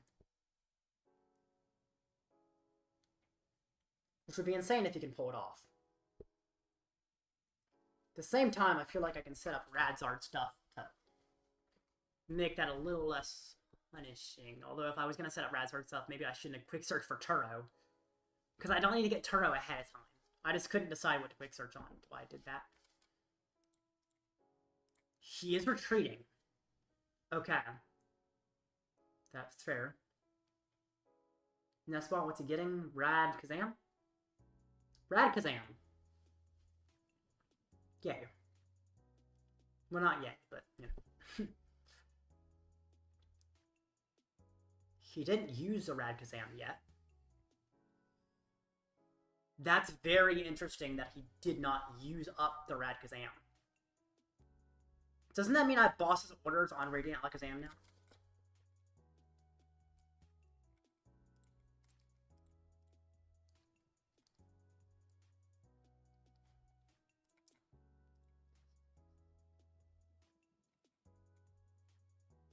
Putting you down feels weird to find the boss.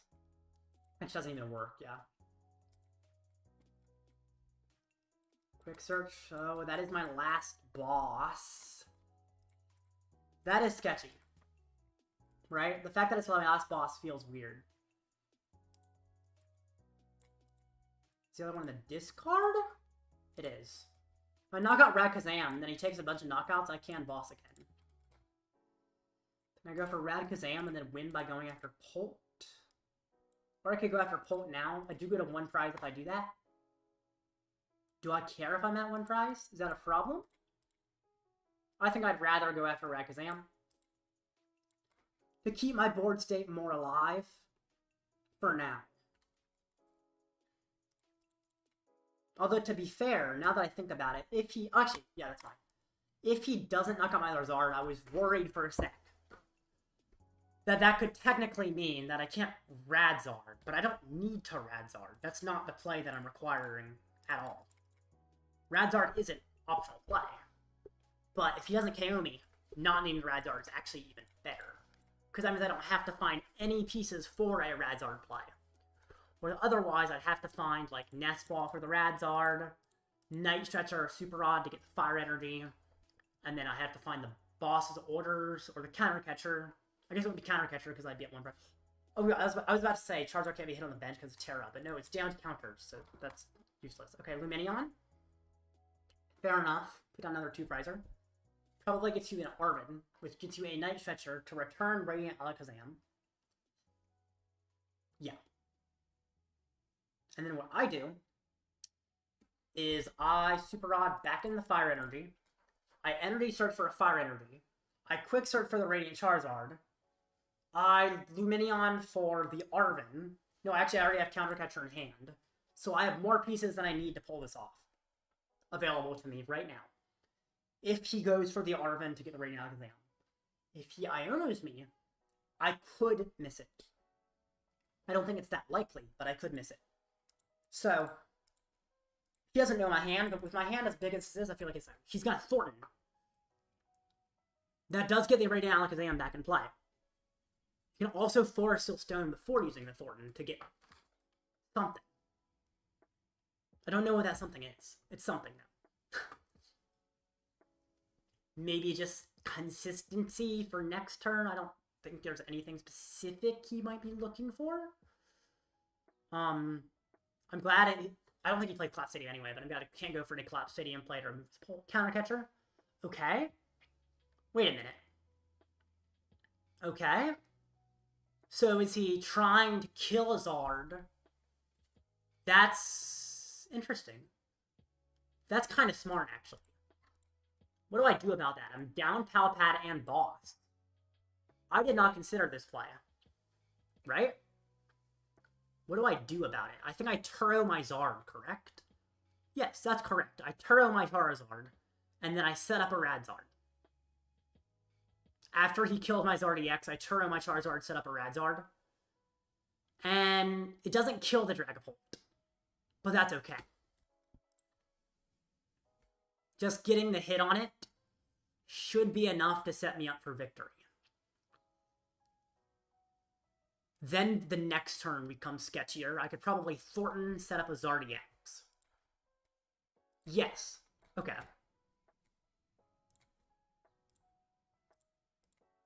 Great. So he kills me. Takes 3 prizes. I bring up Pidgeot. I Turo the Zard. All my energy is in the discard at this point. Then I Super Rod. Back in. Fire Energy. Fire Energy. Charmander Zard. Yes.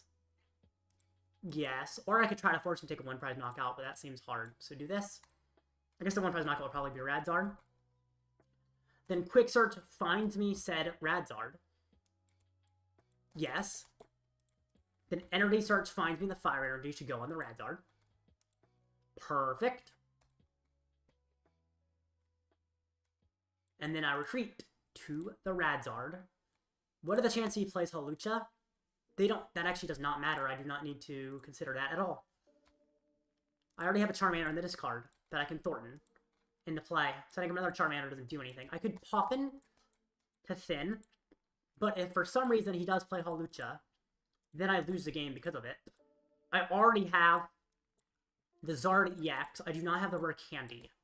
There's 2 candies in deck. I have Quick Search to find the Rare Candy. If he knocks me out, I do have to recover Radzard. I have Night Stretcher Fire here. Therefore, I have all the pieces in hand. If he Ionos and knocks me out, I could be in a problematic situation. Okay. There we go. I hit. This is correct. Nothing else. I don't know. There's an argument that I put down Charmander. Oh, no. I don't have enough fire. I still need a Night Stretcher, even if I put down the Charmander. So, yeah. This is sketchy.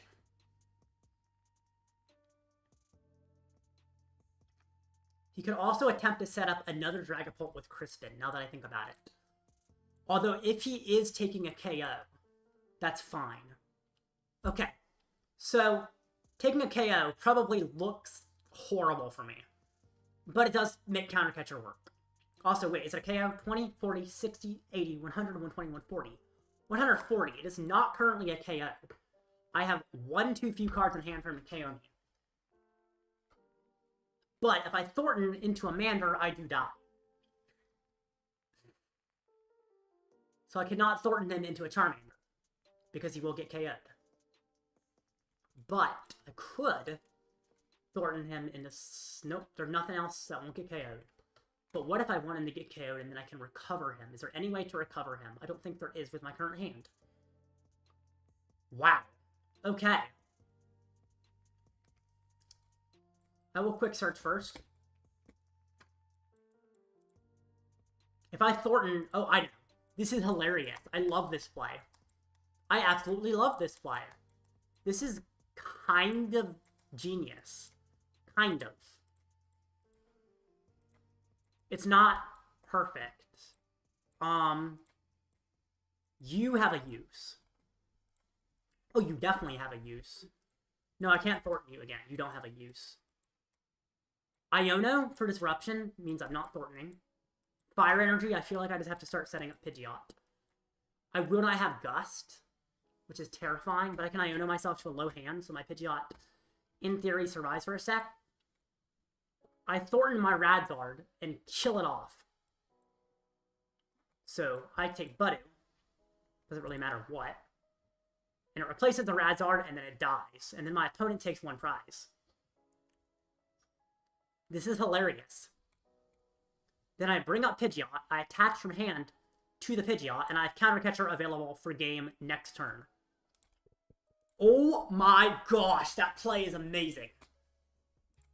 I love that play so much. Now I just gotta have my opponent not slow play for the last 3 minutes of the game. We have 3 minutes left on the clock. 3 minutes left on the clock. He has to play for those 3 minutes. Please, I don't want to tie. I have game. I have game. Please don't make me tie. You have 3 minutes for your turn. You can't just sit there. Okay, he's going to directive. Good. I mean, I know I was probably playing my previous turn pretty slowly, too, and our clocks are pretty close, but still worried when we have 2.5 minutes left. Come on. What's he going to do?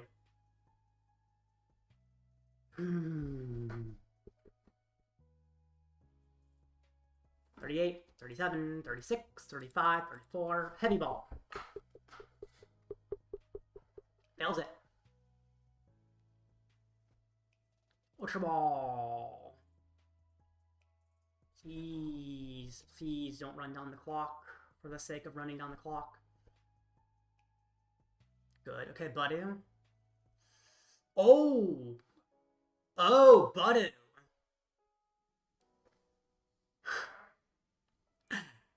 No way! I can't boss if he Budews. So it essentially buys him a turn if he Budews. That's crazy. Okay. Dang. Okay. Yeah. I think we're tying this game. Also, if I knock out the Budew, then I go behind. Or we tie on prizes, and I'm out of Gust. Oh my goodness. We're tying this game. That's kind of insane. How this is ending. Oh, I can't use an item to do anything. What do I even get if I can't use an item? Rellor does kill Budew, but it requires us Night Stretcher to do so. I just spin this out, I guess, and then I just end my turn. This is nuts.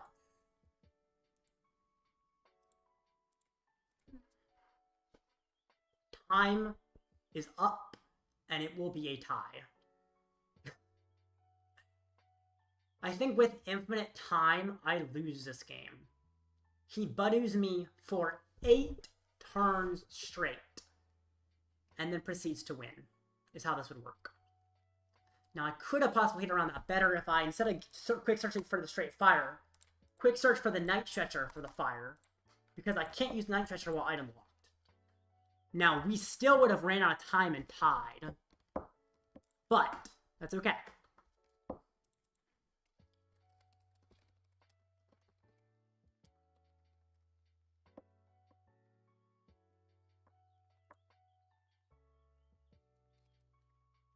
Okay. And it's a tie. I'm free to concede, right?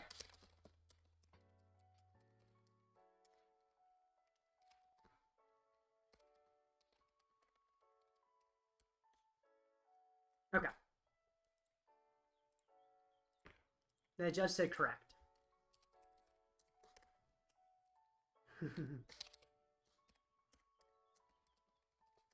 That was crazy game. I have not seen.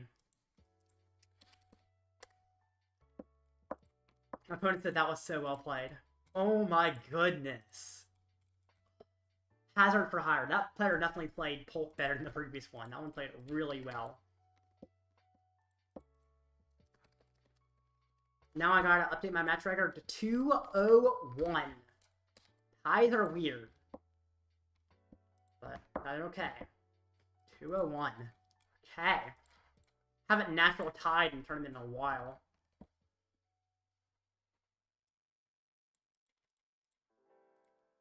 Oh.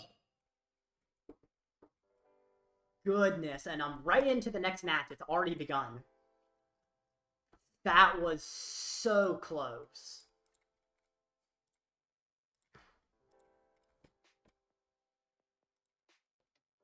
Huh. Okay.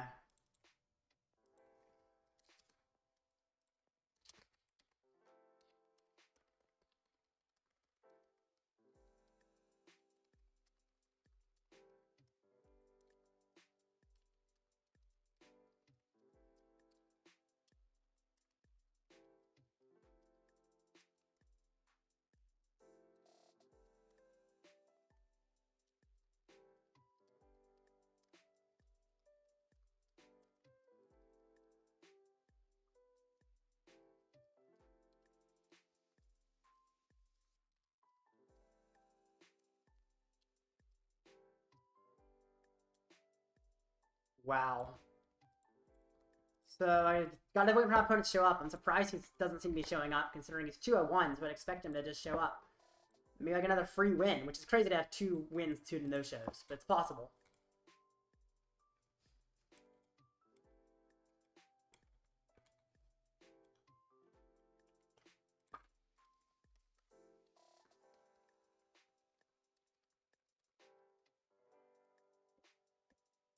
Okay. I don't know why my opponent's not showing up. He just might not show up. I'll actually show you what I was typing. I probably should have it on the screen. I was typing to my last opponent, telling him how I made the misplay. Or I definitely should have stretchered for the fire, because item lock stopped the stretcher, and therefore I couldn't find the fire. Of course, item lock also stopping counter catcher was kind of genius. Because counter catcher was my win con there, every time. And it just stopped it from working. But yeah. Does anyone in the chat want to play against me if my opponent does not show up? Because it looks like I'll have a second no-show somehow. Which is very weird at higher records, but looks like is what is happening here.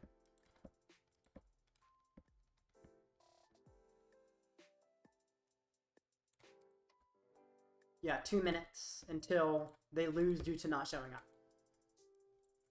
So we'll see how this goes.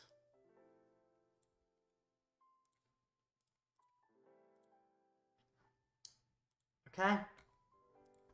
I guess I can try to buy the 2 minutes. Oh my gosh, this deck. That was funny. I've kind of talked about all the meta decks that change with the new format. What did I forget? I probably forgot a meta deck. No, I think I pretty much talked about all the meta decks. I mean, I guess the meta is very broad. But all the decks I consider meta, I think I've discussed changes with Budew. Essentially just everything has to have a way to set up underneath item lock. Also, those Pokeball cards. The Pokeball reverse hollows are kind of cool. Like, I feel like I'd want a Pokeball or Master Ball Budew. Honestly, I don't know how expensive it would be. I kind of like the Master Ball Budew. It's probably not worth my money to buy a Master Ball Budew. But I also kind of want a Master Ball Budew.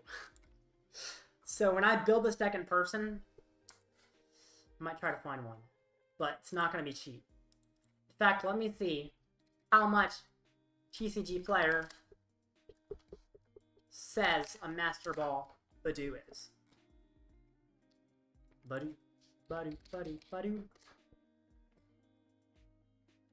This one, but how do I tell the type? That's a Japanese Budew as well. English Budew? Yes, it's market price $8. That's expected. Where do I see holographic? Reverse holofoil.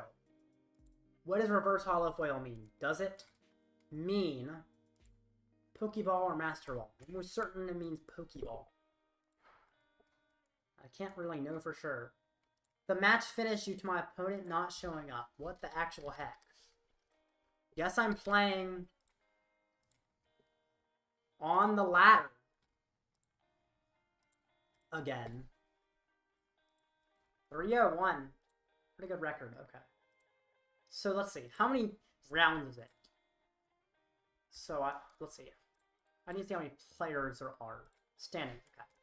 There are 94 players as of start. Meaning there will be 7 Swiss rounds. Meaning I have to win 2 of my next 3 games in order to make top cut. Or at least to be on bubble. Yeah, I can do that. I can make top cut here. The most annoying thing about top cut is I might be up late. But that's okay. I already have my schoolwork for all the week finished anyway. First week of college is pretty easy for each semester. Jeez. That's a lot of types of energy. I don't know why he has so many different arts. It's like each type of energy needs a completely different art. Okay. Very interesting. Let's see what I'm playing against. Rabsca's a good draw. That's the wrong Eevee, by the way. There's an Energy Evolution-based Eevee. There's multiple better Eevees in this one. Even Eevee EX is better. But there are multiple better Eevees. Like that one. When you have another Eevee, it evolves this one. So why aren't all your Eevees that? This one just seems weaker. Search for 3 energy of different types. Big Whoop. You can find those with like Crispin and actually attach one of them too. Okay, you pass. Great. Oh my gosh. I mean, it's tempting. It's real tempting. It's real tempting.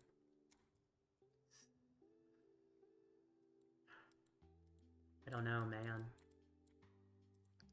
Do I dare be tempted? I feel like Eevee is a slow setup deck, right? So why slow down a slow setup deck when I could just set up myself? I love Budew. I'm gonna have it down because it will probably have a use. But sadly, I don't think I'm prioritizing it, no matter how fun that would be. Now, interesting here, I did not go for Bibarel, which technically, actually no, I can never miss the Zard because I can Arven for Stone and. Oh no, I can't necessarily. Yeah, I could miss the Zard. Yeah, if he item locks me with Budew, I could miss the Charizard. But he would also lose his Budew to my Charmander, or I could even Budew him myself. So I have plenty of time I can buy. Serrano. Search for 3 EXs. Okay. Find your Evolutions. Honestly, just one. This one searches your deck when you get out. Yeah, so evolve this one, that one evolves too.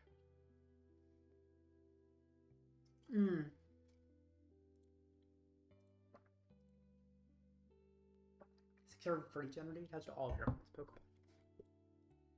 Okay. Those don't have any overlapping energy costs. Lightning, Psychic, and Dark. Grass, Fire, and Water. There is absolutely 0 overlap, and that seems absolutely horrifying. That seems very difficult, with absolutely no overlap in the attack costs of those guys. How are you expecting to power them up? I'm not sure. Also, if this one uses the grass and water,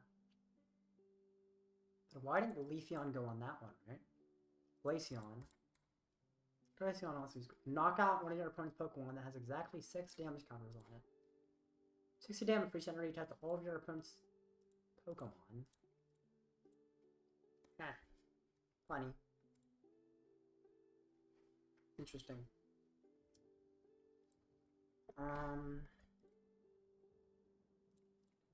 Just set up Zard and just hit into him. There's nothing complicated here. It's a very monotonous, expected hit. I should have got Pidgeot instead of just going straight to Zard. That wasn't the smartest. Wasn't the dumbest. But yeah, it wasn't the ideal way to do that. I can get a pass to be stupid a few times, but if I'm stupid too many times, you definitely gotta call me out. Yeah, that was a little silly. If he does kill me with the Leafeon, it's my fault. He literally just needs a Curse Spin, and the Leafeon will kill me. Which also means I probably shouldn't overtouch the Mander, because that allowed the Leafeon to kill me. If he has Curse Spin. Yay. I need to stop clicking things. Why am I misplaying so horribly? I've noticed that, the best substitute for good play is bad play. Okay, that's fine. I don't have Pidgeot still, because I'm trolling. But I'll find it eventually, right? The thing is, Glaceon does basically nothing to me. I mean, what? 110, 30 to 1 of my opponent's bench? Go on, okay, yay. You could kill the Buddy if you wanted. You could get that Buddy off the field. Or you could bring up Umbreon, which for some reason has 10 more HP than the other ones. Is there any others with 10 more HP, or is it just Umbreon? I have no clue. Fire energy on the Umbreon? You're never powering him up, so why are you catching the fire on him? Also, Grass, Dark. Why was the fire? Oh right, the fire was there ahead of time before. Despite not having anything to do with that cost, but does have something to do with this cost. I don't get it. Why is he deciding where to attach the energy?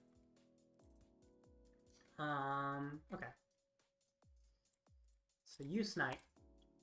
So you're gone. Anything else I want to do?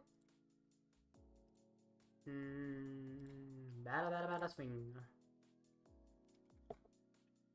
This is somewhat uneventful. Zard can be like that, especially without Dusknoir. Just swing, swing, swing. But doesn't mean it's bad. It's working, it's working. So now I would actually be doing something if I had quick search. But I'm a little bit unintelligent. To put it kindly. Okay. Chorus. Get an energy card in Stadium. Dark energy. Yay. Ultra Stadium. You didn't even get a Stadium. And you put the Dark on your opponent's... This one has 280. 60 damage to each of your opponent's Pokemon EX. Okay. So he puts 6 here, then he knocks out when he has 6. The good thing, this is 60 damage. Charizard EX is Terra. Therefore, Charizard EX can't be affected by that while on the bench. Bruh. Okay. Yay. Another knockout. This is maybe the most simple match of Zard I've played in a long time. As you can probably tell by the viewer count going down, which is not surprising with this matchup just being hit, hit, hit. Alright, cool. Alright. So, he does... How does he win? Certainly not by bringing the Glaceon up. That's not the way you win. Well, how does he get 60 on the Zard? You can't snipe a Zard on the bench. You can snipe a Manner on the bench. But yeah, Uclays only works if I have exactly 6 damage cards on me. I don't know he's playing on doing that. Also, why does the card do this? It's kind of weird. That's really jiggly. What? You tried to use it? Don't even ask me anymore. Euclid doesn't work, so...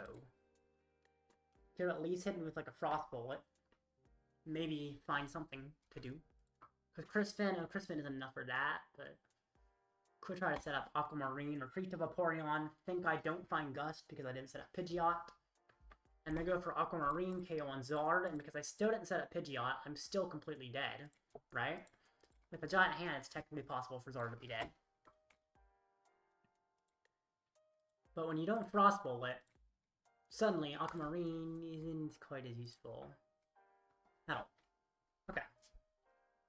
Now, is he going to do anything? Or is he just going to let the timer tick down and end his turn? Okay, there we go. Cool. Now let's get into another match. That one was, I think, the most uneventful Zard match I've played in a long time. Even ones where they're donked, at least there is an event of the donk. Yeah, cool. And, fist in the air. Excited. And next up, I have 15 minutes till the next match. That's probably enough time, although I think the format's slightly slower, so I do gotta be careful with Buddy stuff. Okay. Heads or tails? Tails never fails. Until it does. I always choose tails, and 50% of the time it fails. Which is kind of shocking that I lose a coin flip 50% of the time. Okay. And is deciding who goes first. My opponent will go first. Fair enough. Okay.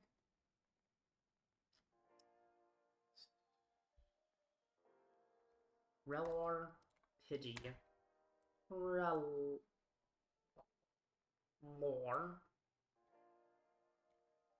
I'm not fighting Cloth. I'm not fighting Cloth. No, I'm not fighting Cloth.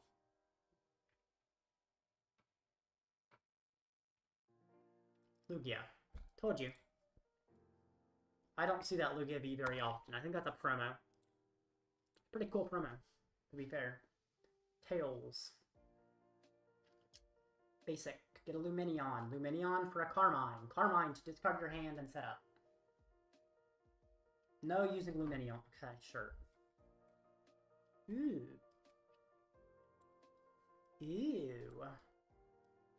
You. Or Lumineon.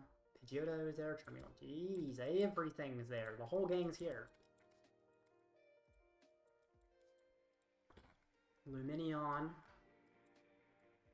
Or the Arven. The Arven. It's an argument that I should have Ultra Balled away, not the Night Stretcher, but instead the Pidgey, because I could just fill my bench up so much here anyway.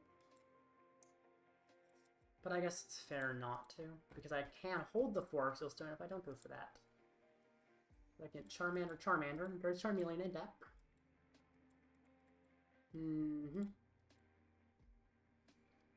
And then get the Pidgey, the Evo, the Fire, and Evolution, for the Charmeleon and the Odo. And then this Lumineon, the liability. So my next goal is to get him off the field ASAP. There are a few ways to try and go about doing that. Now, still needs to get Archeops into this card, otherwise he's still in kind of a dead situation. Lumineon, yay. Gets to do that luminous sign thing. The luminous sign. Gets in Iono. Give me a new hand. Why did I not attach the 4 Seal Stone ahead of time? That probably would have been smarter. I don't think Lugia plays Lost Vacuum. I do think they play Jamming Tower, but that shuts it off, doesn't stop it from working. There's the Jamming Tower. Speak of the devil.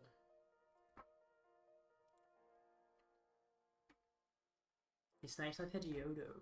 Okay. Fair enough. Especially because I had Pidgeot in hand.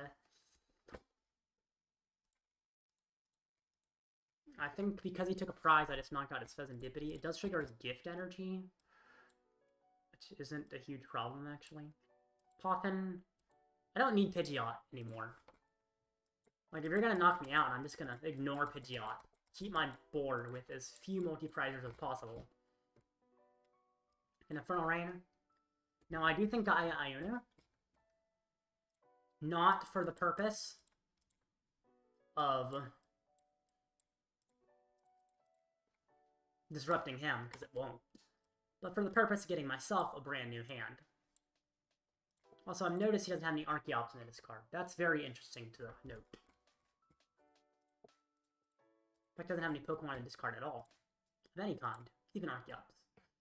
Cool. Buddy's an interesting option to try and slow down his Archeops acquisitions. It's also a really easy thing to target. But it's a one-prizer, so I'm fine if he targets a one-prizer. It's also a pivot.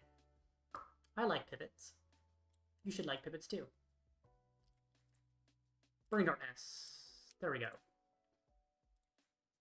One, yeah, 210. He does get to draw 2 cards. Those 2 cards are probably going to be insane, right? Turn a completely dead hand to a great one? Yeah, I doubt it. Okay. So. If he brings up Lugia and does absolutely nothing, I have 2 options. Budew, to slow him down, while also putting him down to 210 HP so I can finish up the Lugia. Or try to find a Gust on Lumineon. The Guts on Lumineon is the preferred play. But it's a little harder to pull off because I don't have a Gust in hand.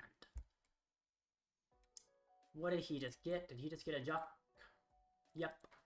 2 evolution Pokemon. How are you discarding those? I'm assuming it's an Ultra Ball? Okay. Now he gets the Archeops. Yeah. The biggest worry is Iron Hands on Lumineon, essentially. If he takes a knockout, it actually can make things easier. Especially if that knockout has 2 prizes. What did he get off the Ultra Ball? I'll give you a star.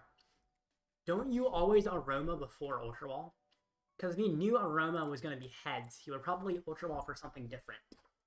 You always use the random things first. And then the ones we can guarantee, because you get whatever you missed.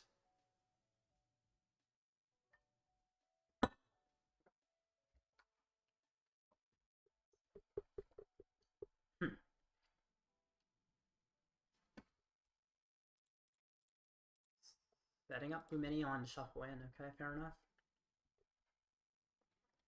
So. Now I gotta think just a little bit about my next action. My next action is just to hit his Lugia. And then also to Poffin for a Bidoof, but that's besides the main action. Yeah. Poffin for a Bidoof. Yeah, okay. He's gonna Primal Turbo again. I guess that makes sense.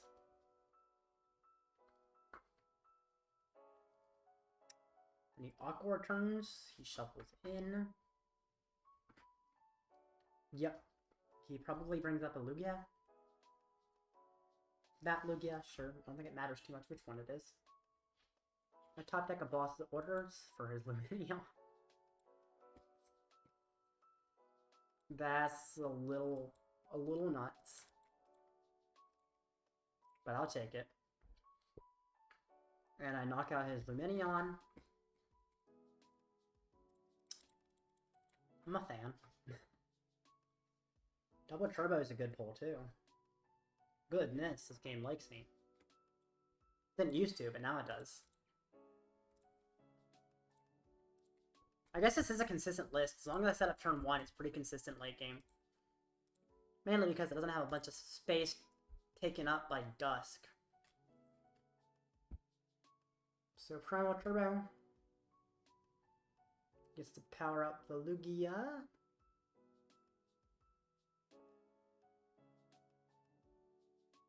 attach from hand. Ultra Ball. Lugia and double Turbo Energy. Regigigas. Regigigas does one-hit a Terra Pokemon. Does exactly what it's meant to do.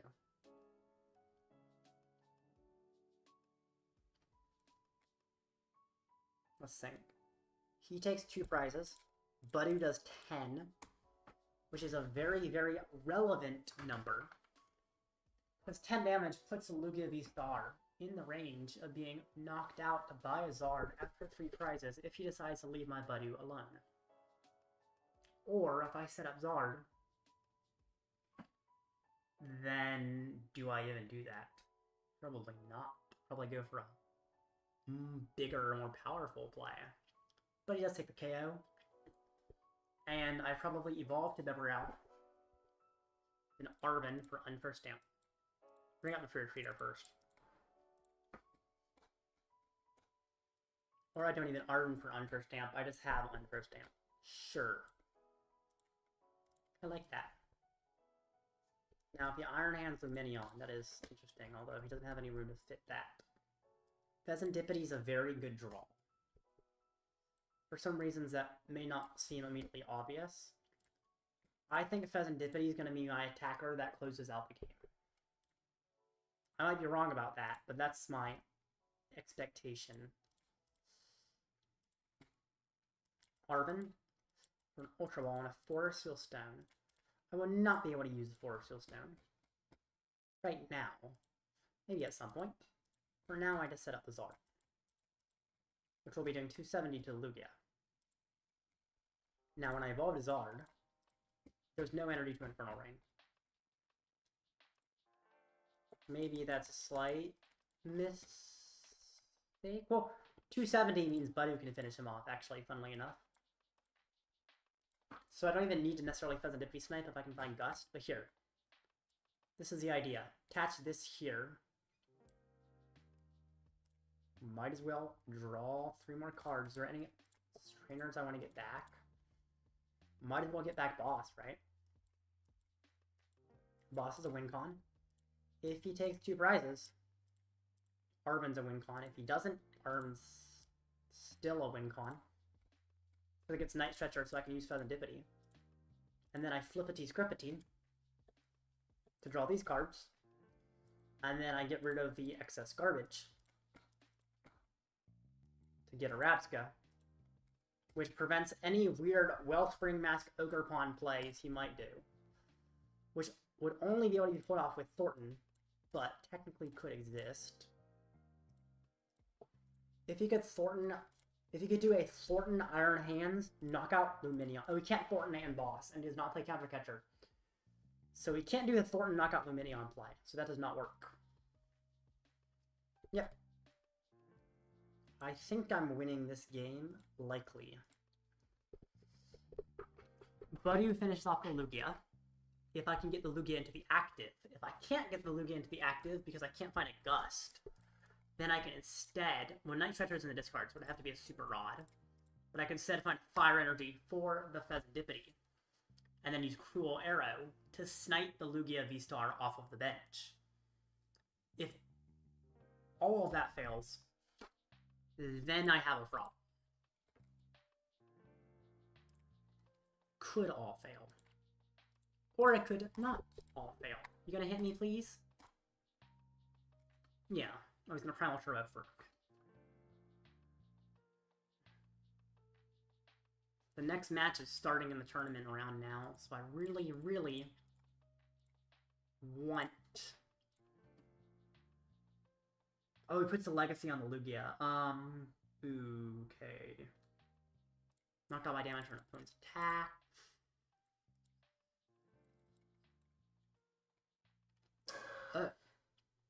So now I have to set up a Thorton play into Zard in order to win.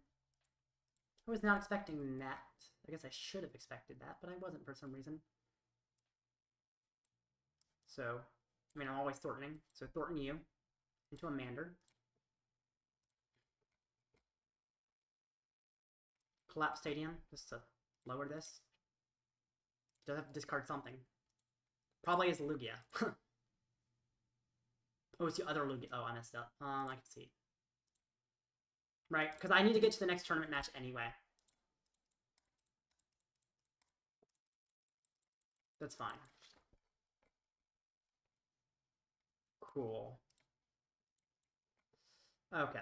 Let's see. Has he accepted or sent a request? Invalid name.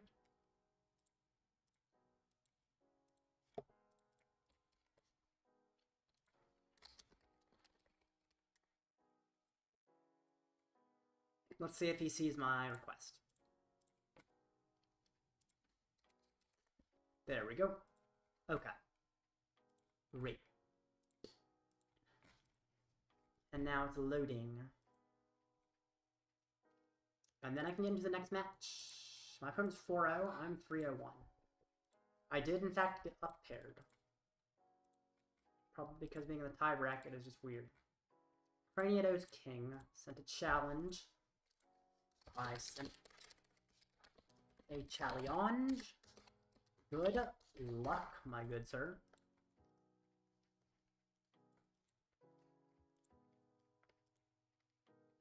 Cool. And he needs to accept. I'm assuming he's not accepting because he sent one at the exact same time as me and I need to go accept his. That is in fact not the case. Sure. Now... You there, Craniados King?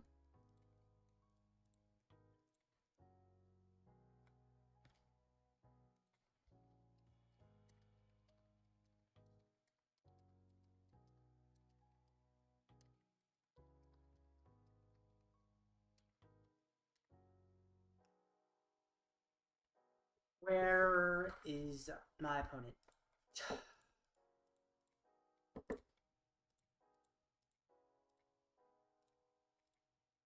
Still not accepting.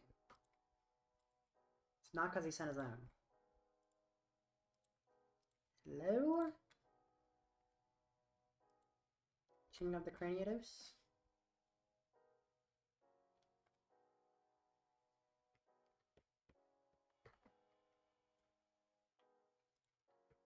You've got about a minute before I call judge. There we go. Good. Okay, great. Tails.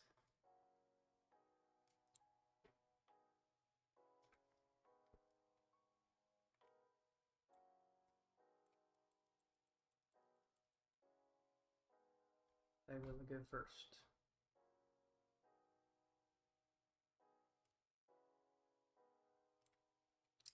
First time going first this tournament. Not super happy about it. Because this deck definitely prefers going second. But it can go first. Now it is interesting that my opponent chose second.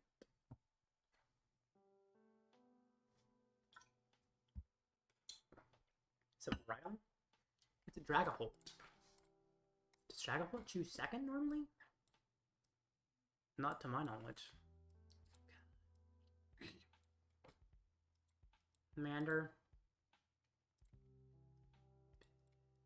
Pidgey or Bidoof. I'm about to get... I still think I go for Pidgey. If the inevitable item lock comes... It's scary no matter what one I have. But if I don't get item locked, Pidgey is certainly better. If I do, either way, it's pretty terrible. So, Poffin probably gets the Buddy, right? Also, that looks like an Among Us character, the one in the bottom right. I know I have brain rot. There's the Budew. Ugh. There's a Duskull.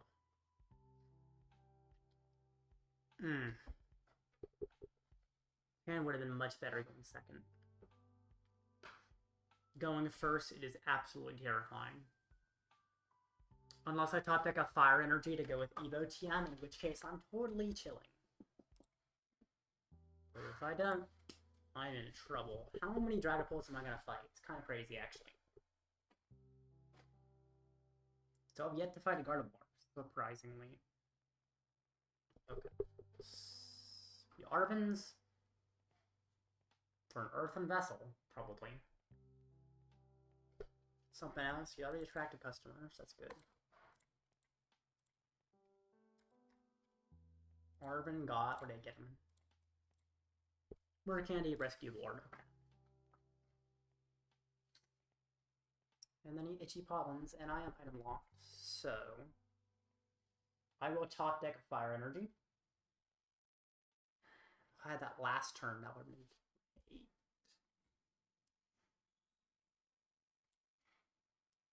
8. I'm realizing I maybe should have held the Arven so I could actually choose which of these two things I prefer to get off Arven. Because now there's a good chance I chose the one that's actually inferior. Like I chose Stone, which should have been Evo TM or vice versa. Because I top deck a Fire, I prefer Evo TM. If I top deck a V, I prefer Stone. And of course, more likely I top deck a Fire by a large margin. One thing about using the Arven now is I can use another later. But knowing my luck, I will top deck the Lumineon. Oh, actually, if I top deck Lumineon, Lumineon finds me another Arven, which finds me the Stone anyway. Okay, that's fine then. And Lumineon is my only lead. Candies to Dragapult. Okay. Is he going to attack with it? He's going to Iono me. That's fair. I like you, I like you. Wow. That is looking a lot better. Is he attacking this turn? Or is he going to Itchy Pollen again?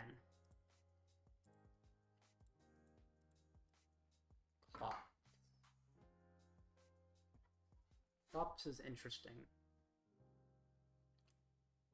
It does kind of have a use into the Budew. I just realized something interesting. He Itchy Pollens, yeah. Okay. So, he can easily kill both the Charmeleon and the Pidgeotto. Like, he doesn't have a lot of problems in doing that. Like, Nor can kill the Charmeleon, then he hits my active, and then I'm in trouble. But, I could at least guarantee the Pidgeot. I might be able to guarantee the other parts.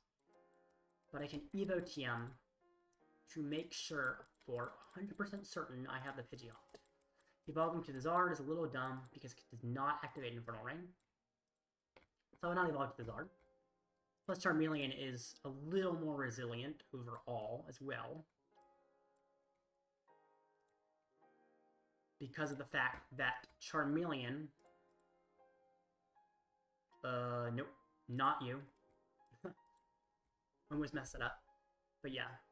Charmeleon's a little more resilient because Dragapult can't hit on the bench, and it has more HP anyway, but because of Flare Veil, it doesn't take effective attacks on the bench, so it can't be hit by the Pult. So I'm expecting he attacks the Pult. If he doesn't, the Pidgeot finds Charizard, and I start attacking myself. He does find the Nor. The Nor does mean he can kill my Charmeleon and my Charmander. But he takes 2 prizes. And he gives me a prize. It's not perfect for me, but overall, it's mostly even. So that's a good sign. Also, I just realized Nor has a retreat cost of 3. I guess because whenever I evolved in Nor, it's never really getting trapped. And if it's getting trapped, I'm not using retreat cost to get out of the active. But that is interesting. I don't think I've ever retreated Dusknoir. I think I've retreated Clops before. Psychic on the Dragapult. First Blast on the Charmeleon. And then I get a prize as well, though. Yeah, this is actually okay. Double Turbo. That's a very good prize. Oh, wow. Because Pidgeot's a great attacker. in this situation. Of course, in most situations, you're not preferring to attack Pidgeot, but here, yeah, it's pretty darn good. And he's going to get near killing my Pidgeot with Polt, and then I'm probably going to Turo it. I thought this start was absolutely horrible, with no redeeming qualities. But then he Iono'd me, and I realized I'm actually somewhat okay. Poffin, Charmander, and Bidoof. Poffin, for failing my hopes and dreams. Unfair Stamp.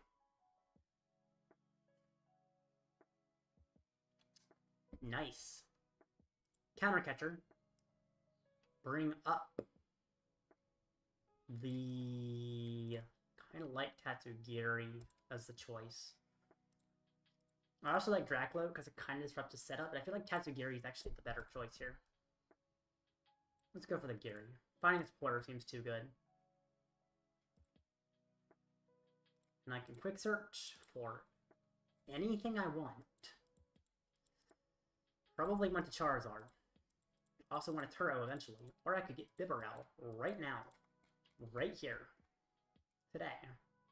I can't evolve it yet. Which was something I don't know why I didn't realize, but it's okay. Thin. I can evolve the Bibarel next turn. I can't use that either, but it does thin it. So I guess that's the point, is that it thins it. Thinning is winning, as they say. Night Stretcher is... how good? How good is Night Stretcher? It's not terrible. I wouldn't say it's great either. I like the idea of being able to get another Charmander if I want one.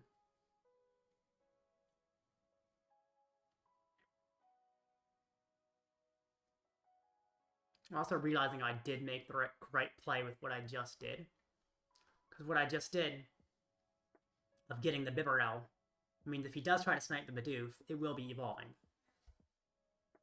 Which feels pretty good. There is an argument that I attack with Pidgeot again. For one very good reason. And that's Briar plays. Ultra Ball. Wait, an Arven is Psychic, okay. Because if he knocks out my Pidgeot, he goes down to 2 prizes. Which is great for something like... oh, boy.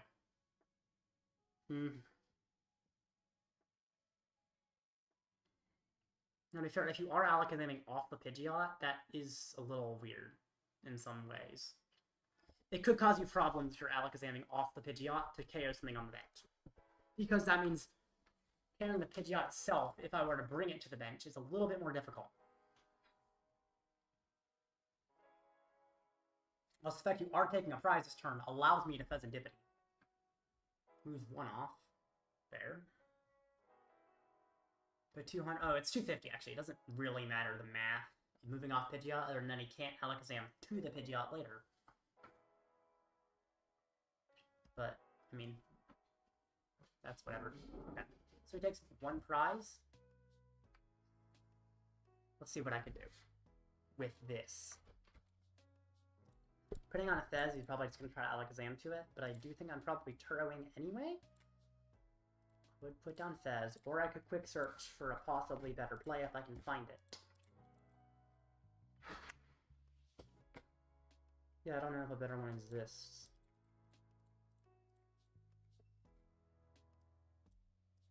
Okay. Quick search can probably Radzard, but don't have enough energy to power up Radzard. I will flip the script. Interesting. Can win this turn if I do not Turo. If I Turo, I lose my only attacker, that is Pidgeot. Cannot knock out the Alakazam. Can't knock out the Dracula. He must be Dust. This is very, very difficult. Ultra Ball, why you? And you. For the Bibarel. And then Pal Pad back. Something. Arven's? Sure.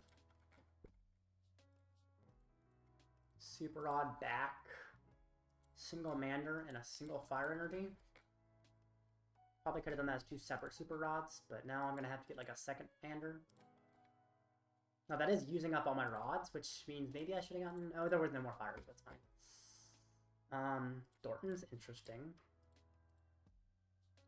So knocking out both of these at the same time is a huge problem that he could pull off. Could try to feed him the Bibarel. I could try to Budew stall in some way. I've still not quick searched. So I think if I Budew stall the Dracloak, then he can KO both the Pidgeot and the Budew. I could still Turo the Pidgeot. I think I have to Turo the Pidgeot. Quick search finds me the Turo. And what do I bring up after the Turo? That's the question of the ages. Well, Ultra Ball away these to get myself a Charmander. Yeah. That's how this works. You, and nope, you. Get myself a Charmander. How many setting up Zarden now?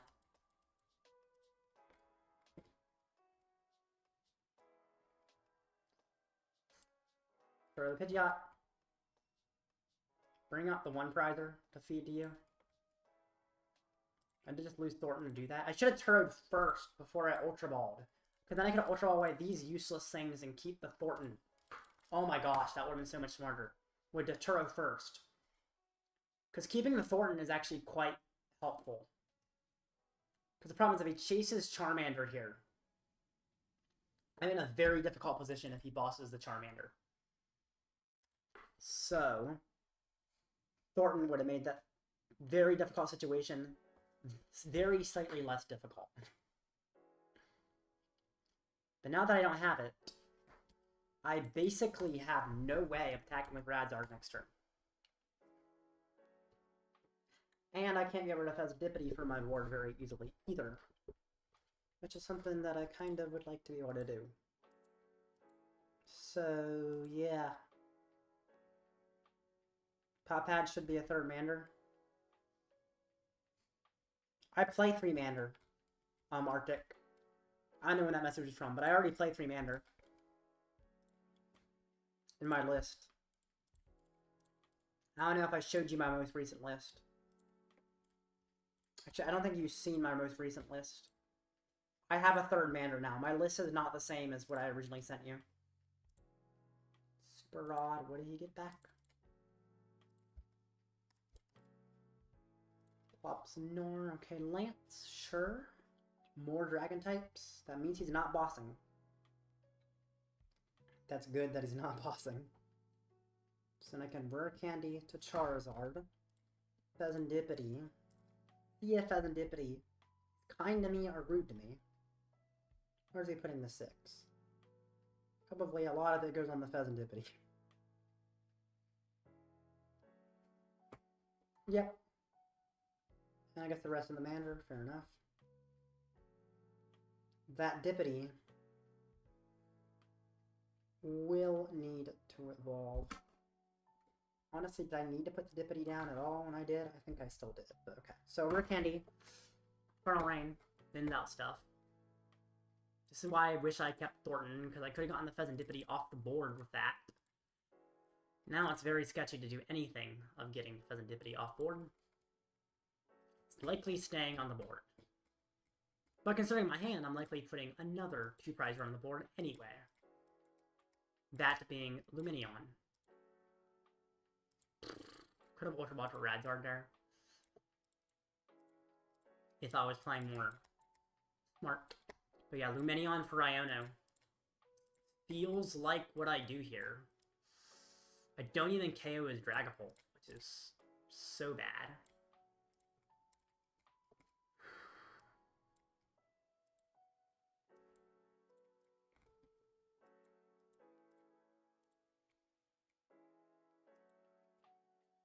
Lumineon, I'm gonna sign for Iono. I could Briar, but I can't. I'm not knocking me out, therefore Briar isn't actually doing much. Not having the Fine Span feels a little bit sketchy when I do play with Briar. Counter Catcher is an interesting pull. If he just attacks with Dragapult, that's not enough, so I chase his consistency, which is centralized on his Dracloak. Now, first I can Heavy Ball. Buddy's very interesting. How much energy do they play? I don't think he's very low on energy. So let's see. Dragapult plays 7 energy. He has 4 on the board. So Buddy really just buys time and doesn't actually do anything more than buying time. So I Counter Catcher you. You are a possibility. Now I go after the Dracloak. I Fezandipiti. Should have done that first, actually. Interesting. Another Mander would be great if I had enough... Actually, I do have enough energy left to set up a Zard, so I can't put down the Mander. I think. Yeah, I can. And then I'll Burning Darkness for 300 and KO. Good. Okay. Then he hits into me. Putting down the Mander, actually, was a sketchy play. He brings up, but just probably because it's Fruit Creator. But that also makes me think he doesn't actually have game right now. Which is good. Very good. Oh my goodness. So. Retreat to Budew. Boss's orders on Radiant Alakazam Budew to buy me a turn. Does he play Lumineon? If so, he's probably Ultra Balling for Lumineon, then using Lumineon to find Boss's orders on the Fezandipiti. Then Boss's orders wins him the game, and I have lost. Unless, of course, there's no boss. Nope, that's it. If I were to try trap Radiant Alakazam with Item Lock, what are the chances of that working? He'd have to have an energy prized. But if he did have an energy prized, technically I could Item Lock. And if he doesn't have an energy prize, I could probably keep him locked for quite a while with the Alakazam and the active, while I possibly establish a stronger board over a long period of time where I'm slowly hitting him with a Budew. Yeah, Budewing Alakazam might have been correct, although I don't think he'd even use Thorton.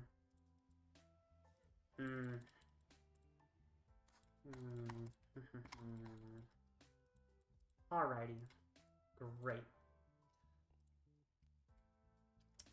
There's around 5.5 minutes until the next match begins.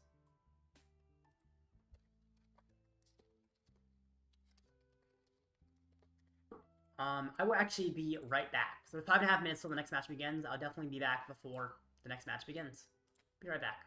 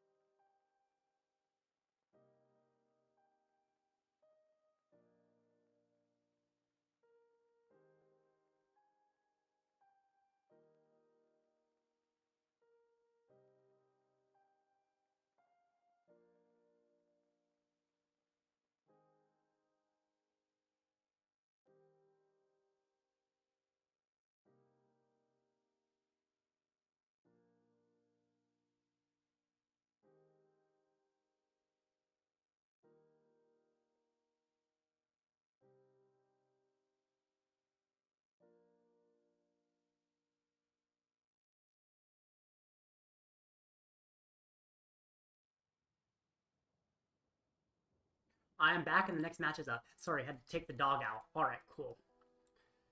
She's like literally just like standing at the door staring. Like, please let me out. Igorb.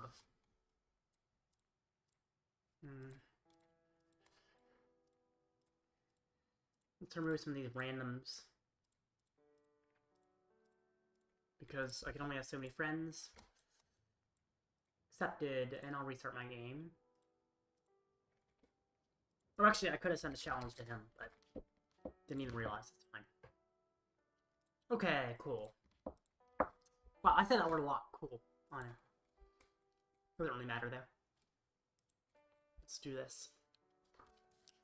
This Charizard does seem to be beating Budew so far, so that's good.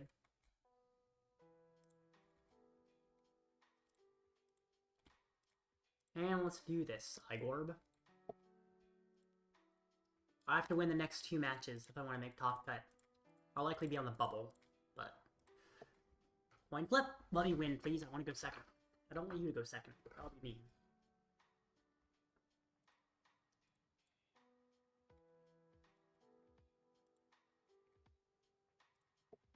Tails? No. Keep winning coin flips. That's pretty good. Now, winning coin flip doesn't necessarily mean I find everything I need, but going second is significantly better. Mulligan. Yeah. Wasn't a great hand anyway.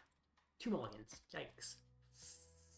And a pretty mid hand after the 2 mulligans. So.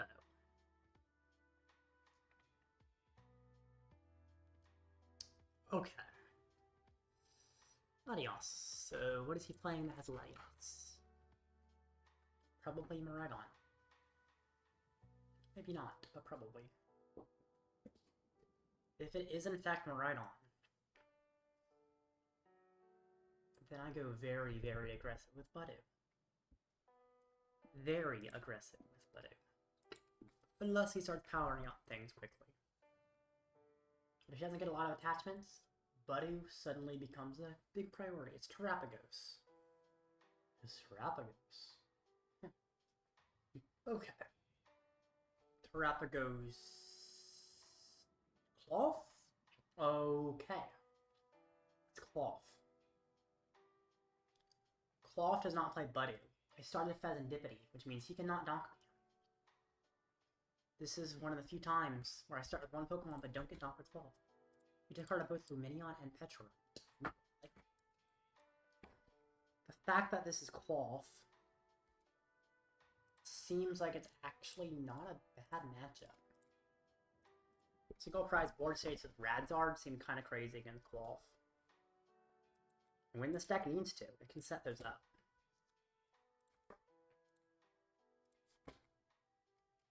That's a cool looking Brute Bonnet art. I've seen it. Also, that thing. Okay. Sneasler. Okay. You know what would be really, really funny? I guess I was saying I put out Collapsed Stadium and he can't fit anything else on his bench, but... Oh, that would be funny. It wouldn't exactly work like I want it to, I don't think. I could retreat to a Budew. Retreating requires discarding an energy, and Ultra Balling requires discarding an energy. I'll discard these to get Lumineon. I didn't even check to see if Forest Stone is prized, because either way I go for Lumineon. Lumineon for Arven. If it is prized, it's annoying, but I can go for like Evo TM or something. Or Poffin and Forest Stone. Is Budew prized? Budew is in fact prized. Which does in fact mean that I will Forest Stone for the Heavy Ball. That's fine though. I really want the Budew. You. It's an argument for a second Mander. I don't think it's a very good one. And then you. And then Forest Stone finds me Heavy Ball for the last man. Now, the fact that I am using Forest Stone to find the last man, instead of just like Evo TMing to set up, is a little weird. Because my hand's not amazing. In fact, if he kills me with poison, now that I think about it, my Budew dies. And I cannot Fezandipiti. This was not the correct play. I probably should have Evo TM'd. Budew buys me a turn. That's true. But then it dies to poison, and the turn I bought isn't really worth it. Having a really fun story idea. Hope it's right. Want to be about 70k words.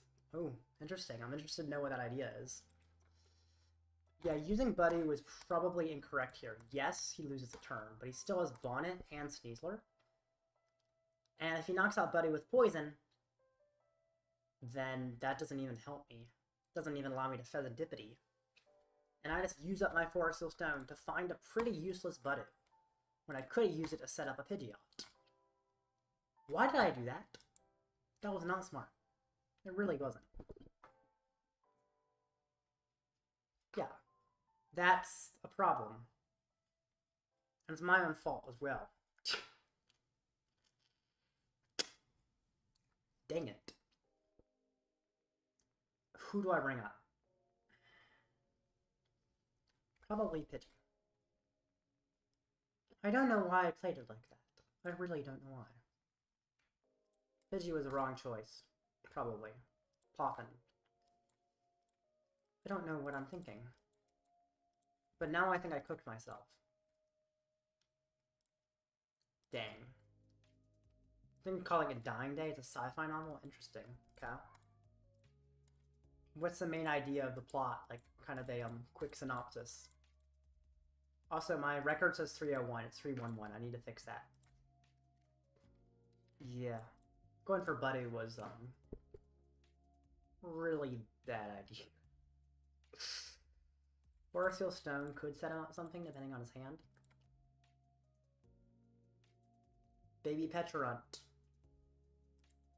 does in fact kill my Pidgey. And also fills his bench, but then he can like Area 0 to extend it later. But just Baby Pecharunt is enough to finish off my Pidgey. Which also brings up the argument, do I just bring up Lumineon instead of Pidgey here? Because of that? Yeah. So if I bring up Lumineon, I at least force him to like claw. Sure, he takes an extra prize. But I can Fezandipiti afterwards. Which is certainly better. But this just feels terrible. And then who do I bring up? Charmander. Or Lumineon. If I bring up Lumineon, I do force him to find some Area 0 shenanigans. If he wants to KO me. Arven. I think Arven just saved the day. Ultra Ball and TM Evolution. That gets me a Bibarel. Ultra Ball, Chien-Pao, and Boss's Orders for the Bibarel. And of course, I could just guarantee Zard. It doesn't feel completely horrible, but I think Bibarel's better to have at least something established. And I did find the Zard off the Bibarel. Thank goodness, I was very worried I wouldn't. I think there should be 3 fire to Inferno Ring, unless I prize a bunch of fire. I, in fact, prized a bunch of fire. Shoot. Now what? I cannot believe that I prized 2 fire energy. And it means that I am not getting the attack I wanted this turn. Oh my goodness. Okay. What do I do about that? Is there anything I can do about that? At all. Put you down if I want to get a Pidgeot out, which I think at some point I probably do, although it's not hard for me to kill the Pidgeot, so I feel like maybe I don't, but these are also easy to kill, so. Sure. That's crazy. In turn. Goodness gracious. He does have Forest Seal Stone available, but he still needs Area 0. DTE. Oh wait, Terrapagos just works, doesn't it? Right? 30, 60, 90, 120, 150. Plus Poison. Terrapagos finishes me. So we can Forest Seal Stone for the double turbo. Retreat to the Terrapagos, poison me, hit my Lumineon, And doesn't... Oh, wait, actually, wait. Sorry. 33 sheer bench Pokemon. 30, 16, 91, 21, 50. Minus 20 with double turbo is 1... Oh, Mochi. Mochi. As if this Pokemon is poison, which is interesting. But, if he does Mochi, that means he KOs me with the damage. Which is an important distinction. And then I can try to set up some crazy plays. None of them are going to be easy to set up. But all the crazy plays seem good. There's Briar-related plays. There's Stamp-related plays, which I'm immediately going for the Stamp thing.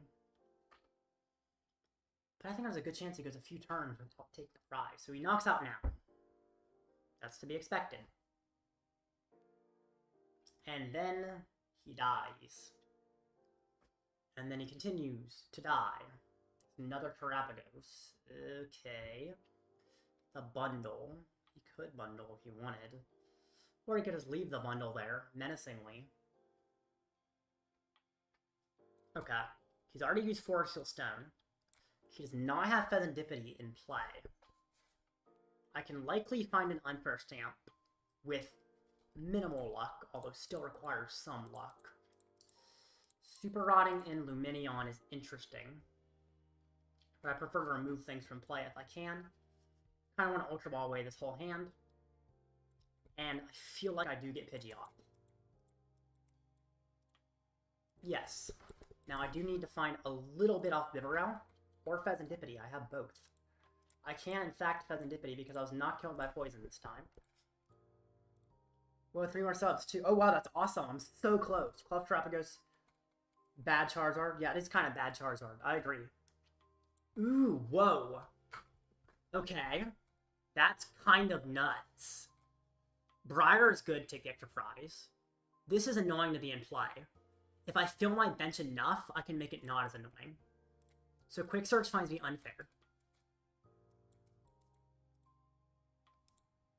I want to replace the Area 0 with Collapsed, is one interesting thing. Because the problem is you can still chase Fezandipiti for game. I don't want him to have game. I don't need Briar now. So I can Quick Search for you, right? And then Arven for the unfair. And then Arven finds me the Unfair Stamp. Yeah, I know I cooked. Sorry, yeah. Sorry, too long for YouTube chat synopsis. Okay, fair enough. So then I put this out. Oh, actually, I can Fezandipiti first. I mean, it's not super useful to do this, but it could find me something, right? Like a Charmeleon. Yeah. So I could Ultra Ball away those, but they're kind of ones I want to keep. Do this. Get rid of the Fez. And then he discards away things that he doesn't feel like he needs. The thing is, I think everything he has on the board has a use to him. Everything on his board is useful in some way. So, no matter what he discards, it's probably something he doesn't want to discard. He got rid of Bundle. Oh, that makes me happy. And then I Unfair Stamp. He has a 2-card hand now. Catcher or Rangaroo. If I had Catcher, that would be great. Now, to be fair, a Rangaroo is not super important. I feel like Catchering Bonnet's actually more relevant than a Rangaroo here. And then I kill the Terrapagos because Terrapagos with the Mochi is the easiest way for him to kill my Pidgeot. Without Terrapagos Mochi, the only way to kill Pidgeot in his deck is Terrapagos Mochi, but he just trashed a Terrapagos. He gave me thumbs up. That's kind of scary. What does that mean? What does he have? Or maybe he just gave me thumbs up because it was a cool play. That's also possible. Back order. I mean, it gets tools. I don't think I'm too worried. Super effective glasses and... Oh, no way. No, no way. No way. Is Electrode enough? Wait, super effective glasses at triples? Yeah, he has game. There's no way he found that immediately. That's crazy work. What? Oh my goodness. I guess I could have tried to work towards a Radzard play, but that would be definitely hard to set up.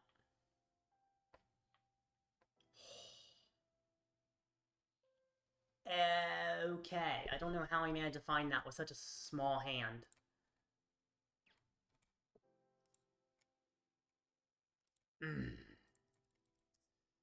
I don't think I can make Top Cut anymore, right? At least I don't know, but I don't think so. Definitely had to Catcher Guru. I did not have Catcher on Guru. Although still Catcher Guru. He can still win with Terrapagos. He literally just needs like Boss and then win with Terrapagos. Electrode GG's. Electrode the best. Yeah, Electrode's insane. I was surprised he found it, but I guess yeah, it wasn't too unlikely, to be fair. It wasn't likely, he only needed Ball Search. That's fair. Yeah, you're right. That's all I needed. I would have really liked to Catcher probably Guru, yeah. Of course, all he needed was Ball Search for Lumineon as well. Oh, actually, I think Lumineon was a discard. But I was thinking he could also just boss my Pidgeot and win with Terrapagos. Although he would need to extend his bench too, so yeah. Yeah. I think I was still correct to collapse there. Still. I didn't find the counter catcher in the end, was the sad thing. So that was the biggest problem. Maybe I don't collapse though. Maybe I quick search. Maybe I don't quick search for collapse. I quick search for counter catcher instead. That is an option. Alright. Let me just check to make sure it's even possible to make cut. I don't think it is. Let's see. What was my record before? I was 15th. And I lost. Now, there's a lot of people below me that dropped. How many tables are left? 17 tables left with 34 players. Okay. Those two didn't show up. Okay. Ignoring everything below me. I'm 3-2-1, right? So 4-2-1. How many 4-2-1s can possibly make it? It's top 8 cut or top 16 cut? Top cut, 3 single elimination. It's top 8 cut. Which some tournaments are top 16. I don't think I can make top 8. Those two, guaranteed, those two are better. One of those is better already, so 1, 2, 3, 4, 5, 6, 7, 8. I cannot make top cut. Is there any prizing for top 16? There's not. I think I will drop because it's getting late. I really enjoyed this. That cloth, I really misplayed the early game, and that was actually me using Buddy when I shouldn't have. If I had not used Buddy, I would have had a much faster start and would have been good. But yeah. Alright. Well, I enjoyed this, but I think I'm done for now. So I will see y'all. Have a good night.